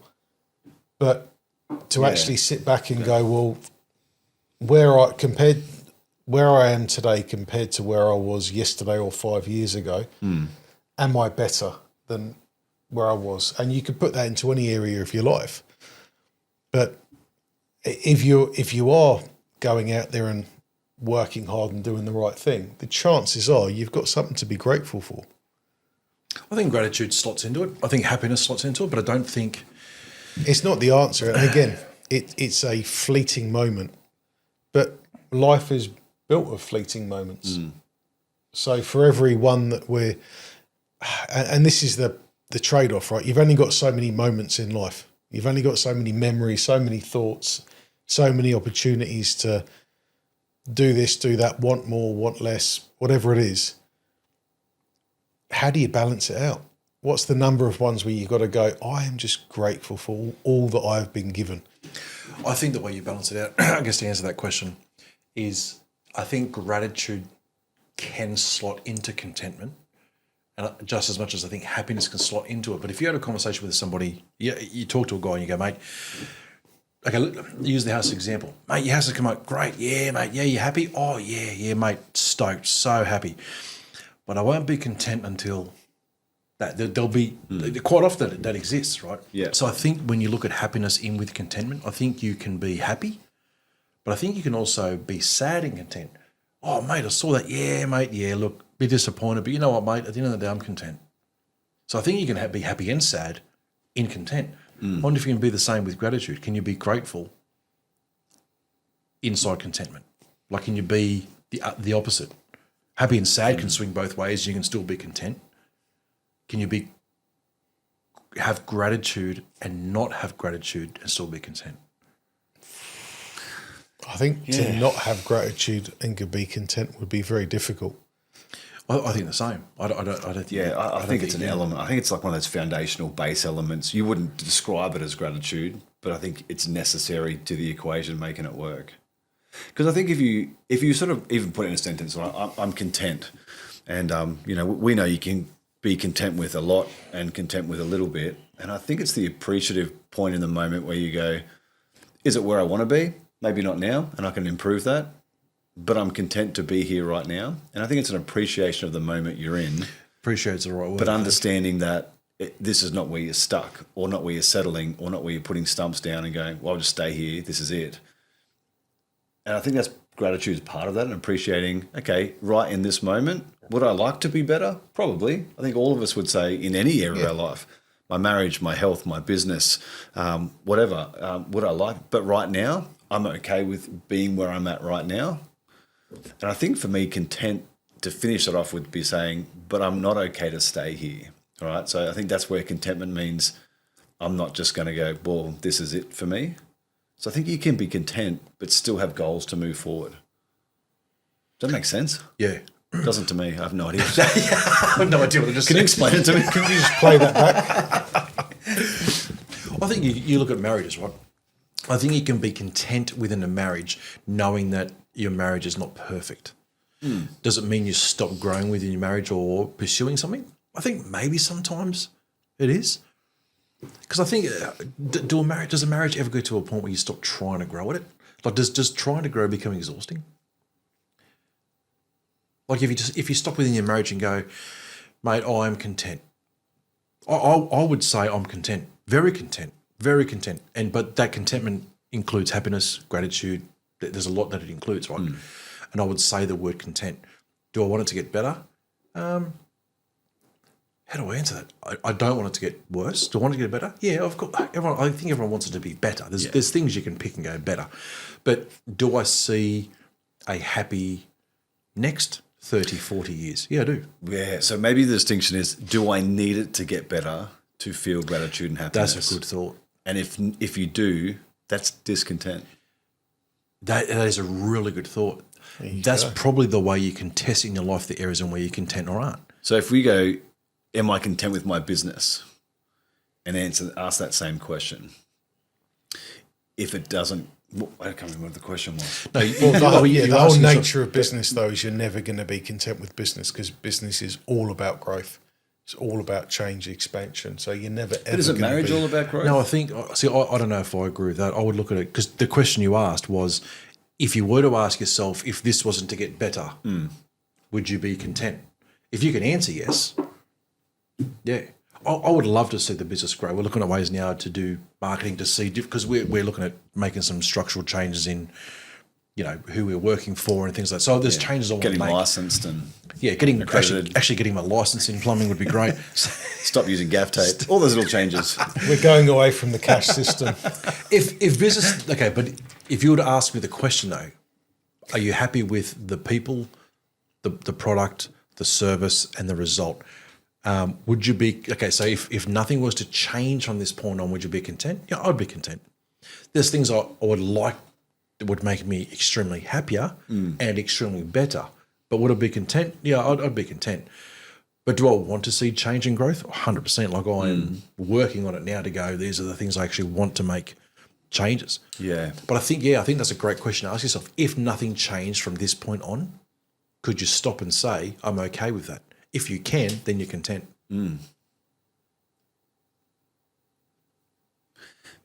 But not holding back the fact that we still can make change and we still can improve. And it's just improve 100% because all changes are improving.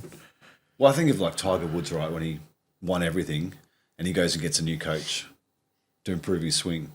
He's at the top of the field. Well, he didn't just improve his swing though, did he? He completely remade it. And he literally broke himself down while he was the best. You'd think if any time, contentment would be, I'm at the top, right? So clearly it's not a status, it's not a level, it's not a point where you go, I've reached it. Rockefeller, great example.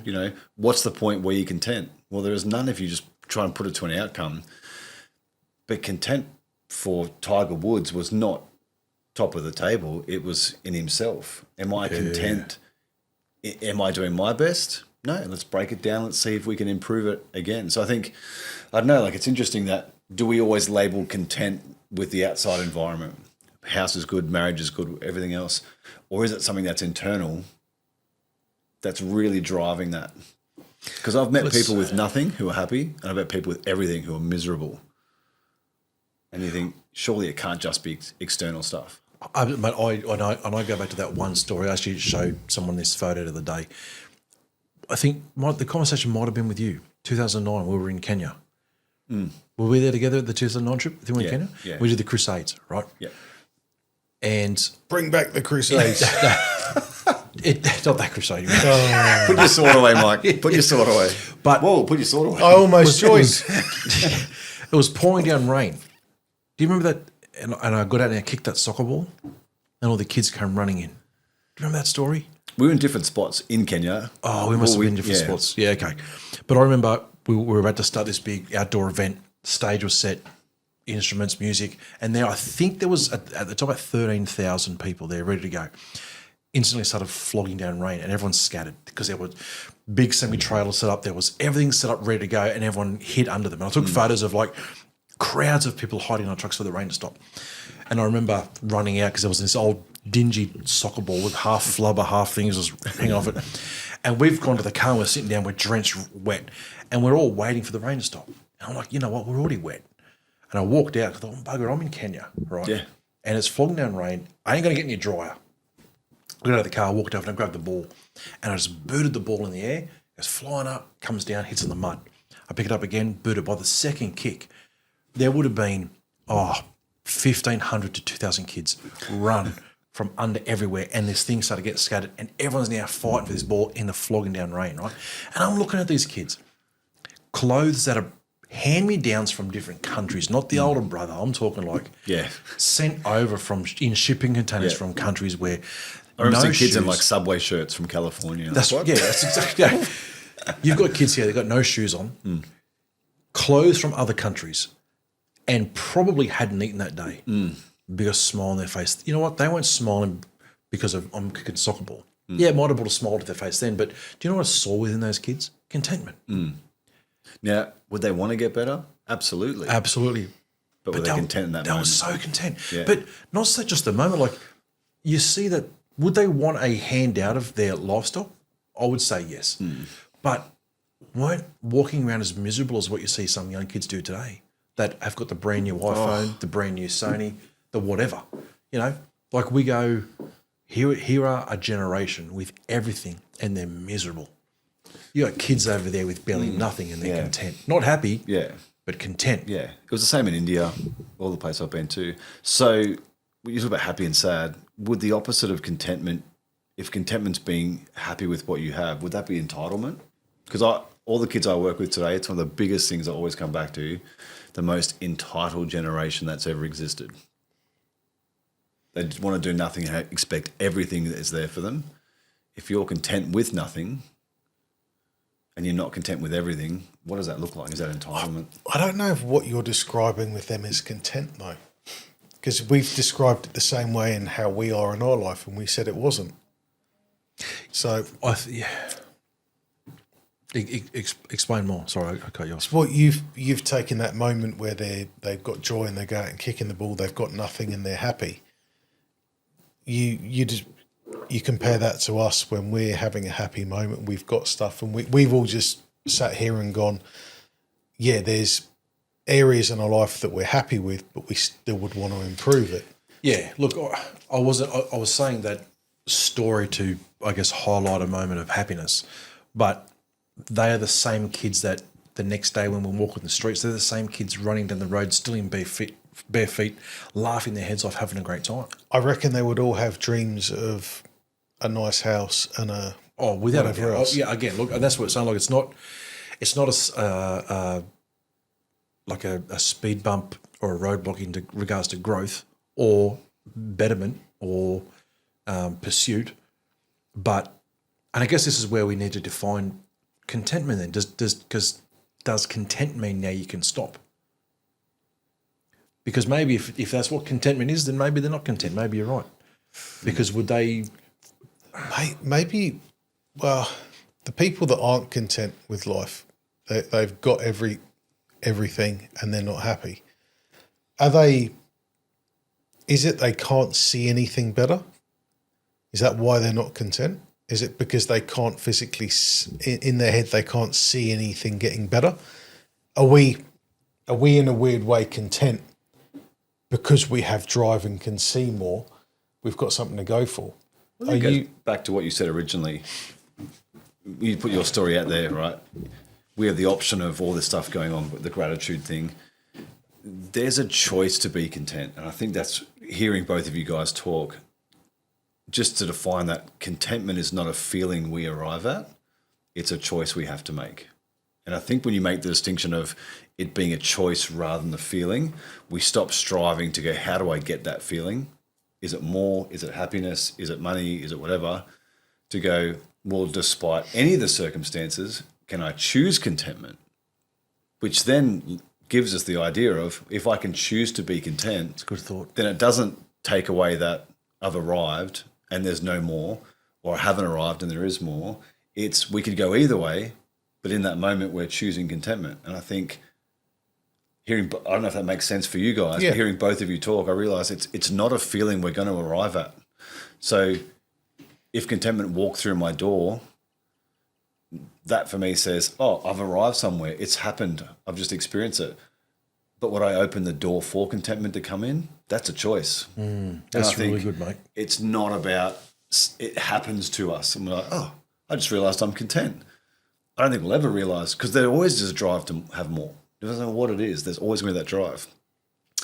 But stopping and choosing contentment, I think there's heaps of good questions here to sort of go through, but on the basis of how do we define it, and is it happening to us or are we choosing it? Once we know we can choose it, I think you can have contentment and still want more. I think you can have contentment and also not want more. I think we're choosing momentarily, and it comes back to that base of gratitude. I'm appreciating what I've got, but I'm also understanding that I would like more, but I'm going to make the choice right now to be content.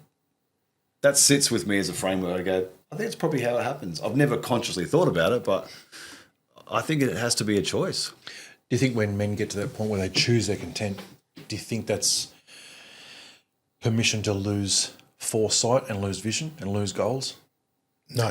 No, I don't think so. I think if you've chosen it, you understand that stuff is still ahead of you. If you've made the choice, I think if you haven't made the choice and you're feeling content, I think that's when people settle. I think they've lost sight of things. If they're feeling content, that's why I think it has to be a choice. Because I'm pretty content with my life right now in a lot of areas, right? But I'm injured. I'm overweight, though I want to be. I can't go back to the gym for like another year.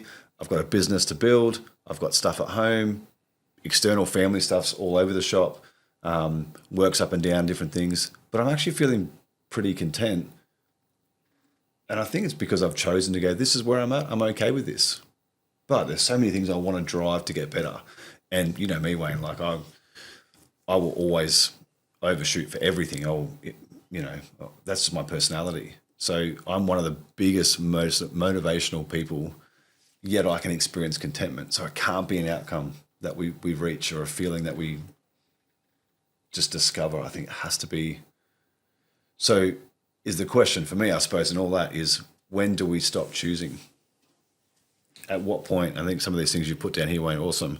If we haven't seen wins for a while, say 5 years, can we still experience it? When do we stop choosing to be content?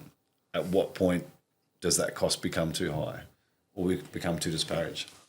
Are we confusing contentment with joy, or are they the same thing? Well, so that's what I say about joy and happiness and gratitude. I think joy slots into those things with happiness and gratitude at the start, where I think you can... Is joy and happiness the same thing? You can buy happiness. It's got a Land Cruiser badge on it. Can't buy joy. You buy someone named Joy, but not Joy.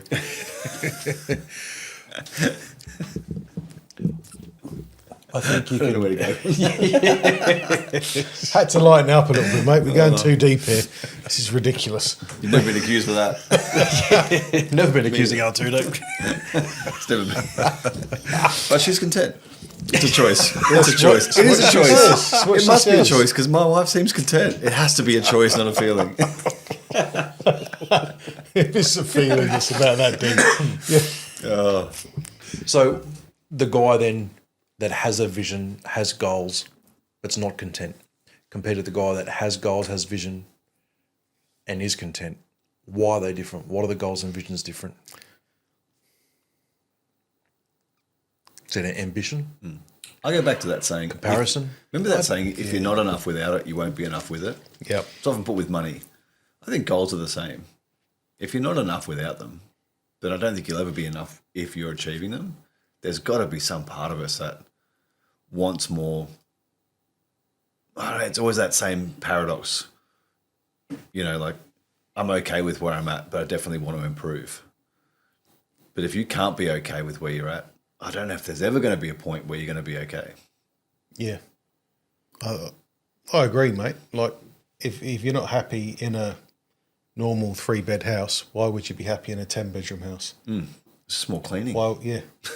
Yeah, like, really? Well, this then raises the question, then why do we then strive for more?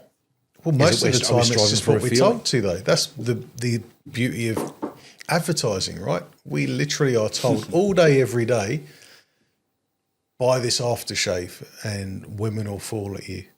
Like you see these ads pop up on Facebook and it's like these pheromones. Women will fall over you if you wear these pheromones. And guys buy freaking... My algorithm doesn't do that, mate. Yeah. But there's literally people Buying buying pheromones that because they think it will make women attracted to them. Like we're sold this dream. We look at the TV. Why would someone buy a $500 T-shirt? Really, if there was 2 T-shirts sitting there and they were both black T-shirts, Right. like why? And one said $20, one said 50, but they were the same. Why would you buy the 500 one? Unless someone sold you some ridiculous story about how much happier you'll be. Women will look at you differently. Men will respect you. It's the same thing. It's just a black T-shirt, but we do it. Well, it's not just happiness that we're getting sold in regards to the search of that. We're getting sold a lot more than just happiness. You're getting sold respect, acceptance, Status. Yeah, but if A black T-shirt. if you're not enough, if you're not enough without it, like you're not going to be enough with it. But you bring up a good point about motivation. This is where I think it became really different, right? So let's just say for your business, you said you want to make it grow. What's the motivation behind that? Because you're striving to make something grow, yeah? There's different, So what's the motivation? There's a few different motivations. I think everyone would like to earn more. Yep. So I think that's one motivation. Yep. There's some key people I would like their positions or their roles in the company to change. And for it to change, it's going to require growth. Yep. Not only that, my position would change. It would probably require me less, which I'd like, because if the business was to grow, other people would take roles, so it would require me less, which then frees me up to do more like things that I'm passionate about, like what I'm doing with Average Joes. So there are different motivations, and I think some of them are linked to feeling. I think some of them are linked to physical, tangible, holding your hand assets. Some of them have senses of like a sense of accomplishment. Yep. Status, I don't give a rip about. Status is one of those things I truly don't give a rip. So if I said, in contrast, I want to grow my business because the 2 Ferraris I have, I'm not happy with. I want more stuff. I want the $500 black shirt you just talked about because mine's only $300. You know, that selfish drive. 2 people, same goals to move forward. The motivation completely different.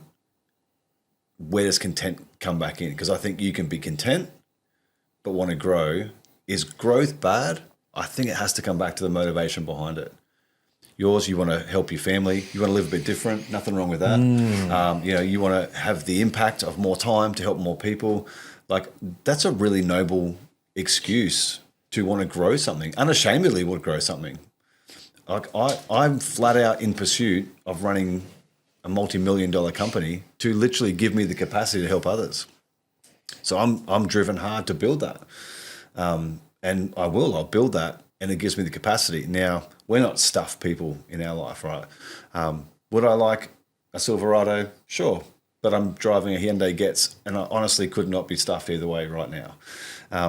But I want the capacity of time, the resource to help people and make our life for our kids better as well. Give them things I never had growing up, like dental appointments.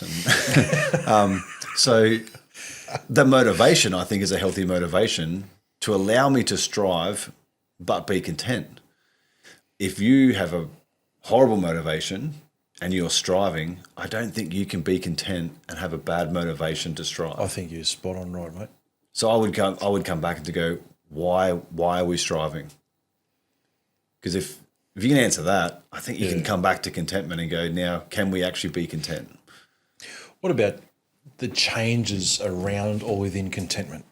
And what I mean by this is, you mentioned a Land Cruiser quite a few times, because I know you want one. You've been talking about it for... I'm hoping they sponsor us. And I just happen to have something out here waiting for my you gosh. to set the keys up. It's Mike's car. It's a 1926 Land... Oh. It's this Matchbox. Probably going to be It's more just the reliable badge. than a 2026, mate, to Come be on. honest. Well, when we talk this way about a Land Cruiser, right, because you'd love one. Yeah. And you're building a business and stuff. 300 series. Sorry, I want to get specific. GR. Okay. Oh, jeez, mate. I want to write this down. If you can. You aim for that and you get there, and the excitement, picking up the keys, here it is. Yeah. And if I was to ask you right in that moment, yeah, you're going to feel happy, gratitude, joy. There's going to be a lot of emotions that you feel. Yep. If I said, mate, you're content, you'd be like, oh boy, yep, I am so content with this. Okay, right. You fast forward to 30 years. Would you still be content with the same car that gave you contentment prior? Mate, As a Land Cruiser, yes. I wouldn't give you 6 months and it would just No, be it's normal. true. I got a mate who waited a year for a Prado because they were just sold out and kept pushing it back. He waited forever. He was itching for it. He finally got it. I saw him 4 weeks later. I go, how is it? He goes, yeah. Desperate You've for waited it. so So, long. so Yeah. contentment changes. But the first day, like he was unbelievably excited. And in 4 weeks, had the realization it's just another car. No different from what he New cars give you that feeling, like when you get in your brand new, like you pick up a brand new car for the first time and you're driving it, you think everyone's looking at you, like, oh, hey, everyone's looking at me in this new car. It's a weird feeling. No, but I think contentment changes. This is one of the dangers too, because He was driving a pink Tesla, but they were all looking at him. this pink Tesla's getting a lot of attention. Why? It's a big cock and balls joint on the side.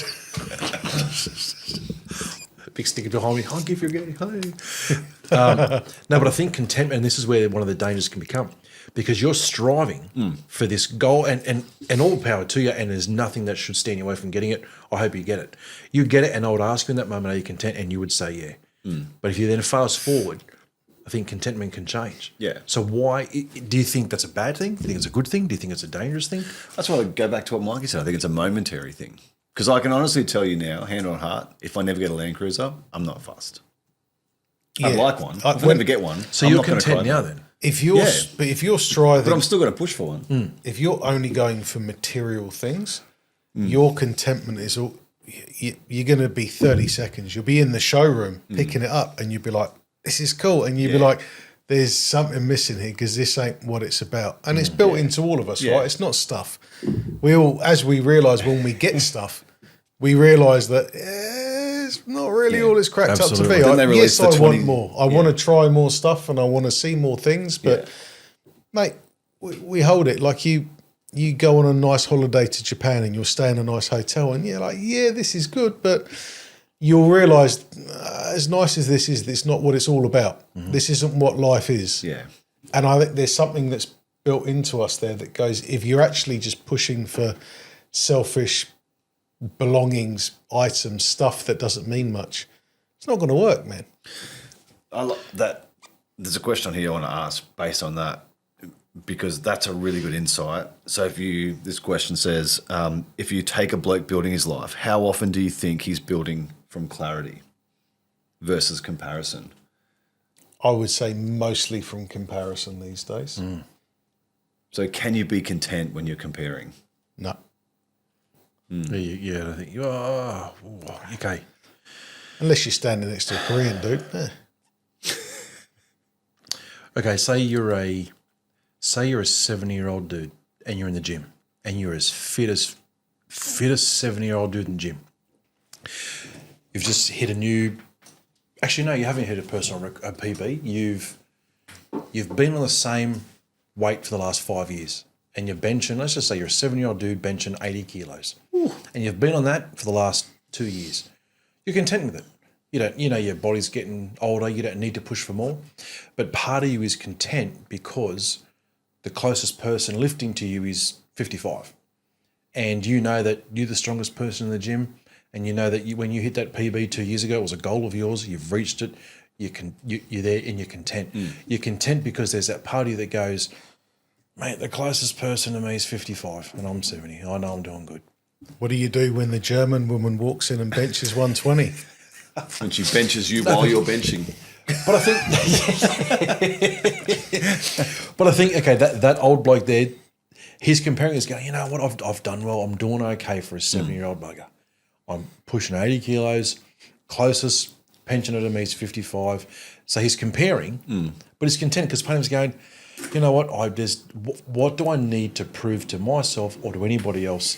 The reason he can ask that is because he's comparing to somebody else. What do I need to prove? Nothing, because he can't lift it. He's tried. I've been sitting on this for 2 years. I'm doing quite well. I'm content with where I'm at. He's content because part of him's comparing. is going, old mate beside me, you can't even get close to it. I don't think you can acknowledge that you've got nothing to prove while comparing, though. Like if you go, I actually don't care what anyone else thinks because I'm better than everyone. That's not true. Yeah. That's not true selfless to go, I actually don't care what anyone benches. I'm happy with benching whatever. You can't then finish that with because I am the fittest senior in the room. Yeah, what if your lead up though was, I just saw old mate Yeah. bench it, so surely I can. If it becomes your goal. Yeah. So motivation again. It comes back to motivation. Is it a good motivation? that's a good Is it a poor motivation? Because if it's, I need to beat that guy to retain my status as the fittest old dude. Good thought. Motivation's Good thought. shot. Yep. But I think if you're legit and you're content, what are you going to do when you see a guy who's 71 benching 85 kilos? You're going to get around him and go, friggin' great effort, bro. I'll spot you next time. Do you know what I mean? Like if you're content, it changes the way you look at life and the way you work with other people. If you're content, your approach towards others is a heck of a lot better. Oh, absolutely. You're not threatened by anyone anymore. You're challenged. It actually yes. removes threat. Yeah, you're still challenged because I think you got to be brain dead to not to be challenged as a man when something's like there's more, I could get more. But if you're threatened, I would say content went a long time ago. So, side note though, like, can anyone actually bench 80 kilos? Is that a thing? I used to. Do Before they have 80 kilos at the gym? I think Semmel's on 80 something kilos now. What are you? Where are you at? You haven't go to the gym? I don't even know. Is there a bloke called Jim? Is there? Where's that? Actually, just on gyms, I've been to the gym nearly every day this year. Is there a vending machine there? Yeah, but I mean, different. No, mate. good on you you, don't. man. You don't go to work, so No, I honestly can say On a I've well honest nearly- you, man. That's awesome. No, it's true. I've nearly been every day. Yeah, that's awesome. I nearly went on the 1st of Jan. I nearly went on the 2nd. I nearly went on the 3rd. Do you know what? Why did I even encourage you? Why'd you even bring that out? Come on, Hey, man. Dad joke of the year right there. Contentment, I think you brought up a good point, buddy. I think you really did, especially with comparisons. But I think motivation and threat, I think threats can be removed the moment you're content. You know what? It's probably a telltale sign too of when, if you are threatened or if you act threatened, maybe you need to look within yourself and go, mate, why aren't I content with what I don't have or what I don't possess or what I don't own or what I don't. Maybe threatening is the giveaway. do you find? Okay, I want to ask everyone here a question. Everyone listening? Would you say your wife is content? Would you say you're more content than your wife? I don't know if I can answer that question for her. Is my wife content? Yeah. Well, do you think you're more content than your wife? I think my wife's more content than me. Yeah. I think women have a natural propensity. I can't even think of the word. I think they're naturally wired to be content. Put on a cassette for you. Easier. That'd be great. I can't read off the teleprompter. I'm Ron Burgundy. Damn it! Who put a question mark? I think women are wired, and not as a negative thing. I think they're wired to be content easier because I know my wife is a lot more content than I am about everything.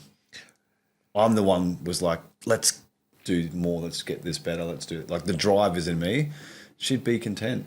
She's content. She has an old iX35 with panel damage. She loves that car. I hate driving it. Like I hate it. She's like, this car's great. It's like, how the hell can you think that? She's content. It's a car. It's It's like working. every She's one happy of with these things is a memory of when someone else drove into me. it. Yes, that I I have to didn't really, cause anything. I have to really pick the timing of the day, the week, the month, everything when I tell Lisa of a new idea. I have to just pick it. I watch for the moment because the moment I come to her with a new idea and go, hey, I've been thinking, right, what we could do is, and I see it, but she actually says it to me. She uses the word content. She'll go, can't you just be content? Wow. What does she mean by that? Just like stop, slow down. You don't need to just, because I love coming up with ideas of, hey, you know what, we could do this. You know, let's, hey, if we sold this and bought this, we could do this. Like, what do you think? And she's so content now. Like, she's so content years ago. But I think as for me, like not in regards to comparison to her, but is she more content than I am? Yes. Yeah, she's very content. But then it now makes this question seem very, am I content? Well, I think that's the difference. Can like women and men, because if she's content not to move further, I mean, men have a drive that is unique to them. Absolutely. Our drive's different though. Our drive Yeah. is to provide. Yeah, and that's not stereotype. It's just it's physiologically like this is it. As men, we have a drive in us. That's why when men meet with men, first thing is what do you do, right? It's that drive. We got to do something, be something. Women, how are you guys? What do you do? Like, do you know what I mean? Like everything about a man is wired to doing something and improving something. There is a drive, I think, deep in a man that you can't take away. Yet women don't seem to have that, generically, have that same crazy drive. Like my wife would be happy to be in the same house the rest of her life, drive the same car. She's like, no, I'm happy. I don't have that. I know so many blokes whose wives they want more. I've got a good friend who his wife for a long, we need this house, we need to move, we need to do this. And finally got it, and she was content for a wee bit, but there's something else that comes along the road. Yeah. Comparison, maybe, motivation. I would say it's comparison. Yeah. I would say if in most of the time what I see in anyone who's not content is comparison. Which makes you wonder how much of it's just joy, right? If comparison is the thief of joy. It does say, it reminds me of that verse though when Paul in the Bible does say I've been in a situation where I've had little, I've had much. And in both circumstances I've learned to be content. Yeah. Maybe that's the answer. Maybe contentment is a learning decision. So what things would we decide today if we haven't already? What would life look different if we decided today to be content with that? What would change in us? What would this week look like if we said, I'm going to decide right now that I'm content with where I'm at? What changes? For me, new business ideas would change. Are you talking about like tangible, physical things would change? Yeah, like unpack that a bit more. Well, I would not pursue different. Like I said, I'm always full of ideas. If I walked away and said, if someone said, Wayne, as of today, you need to be content, I would let go of new ideas, which for me would be a hard thing to do because I love thinking. Like I genuinely love thinking. I'll be staring into the abyss sometimes, whatever, and Lisa's like, what are you thinking? Like, oh, nothing. She goes, no, I literally can see your head ticking over. And I'd go, you're doing this. yeah. Excellent. Yes. She go, I can see your head ticking over. And I go, okay, no, I was actually thinking. But then that's when I've got to be, because I didn't want to tell her right then. Like, oh no, you've thrown my timing out. If I tell you the idea, you're not ready. Big I want to show you. You're not ready. You can't handle the truth. You're damn right I ordered that code red. It's making me look. I'm striving for new things. I don't think it's because I'm not content. I think for me, what I've learned about myself is I think I wrote myself off way too young.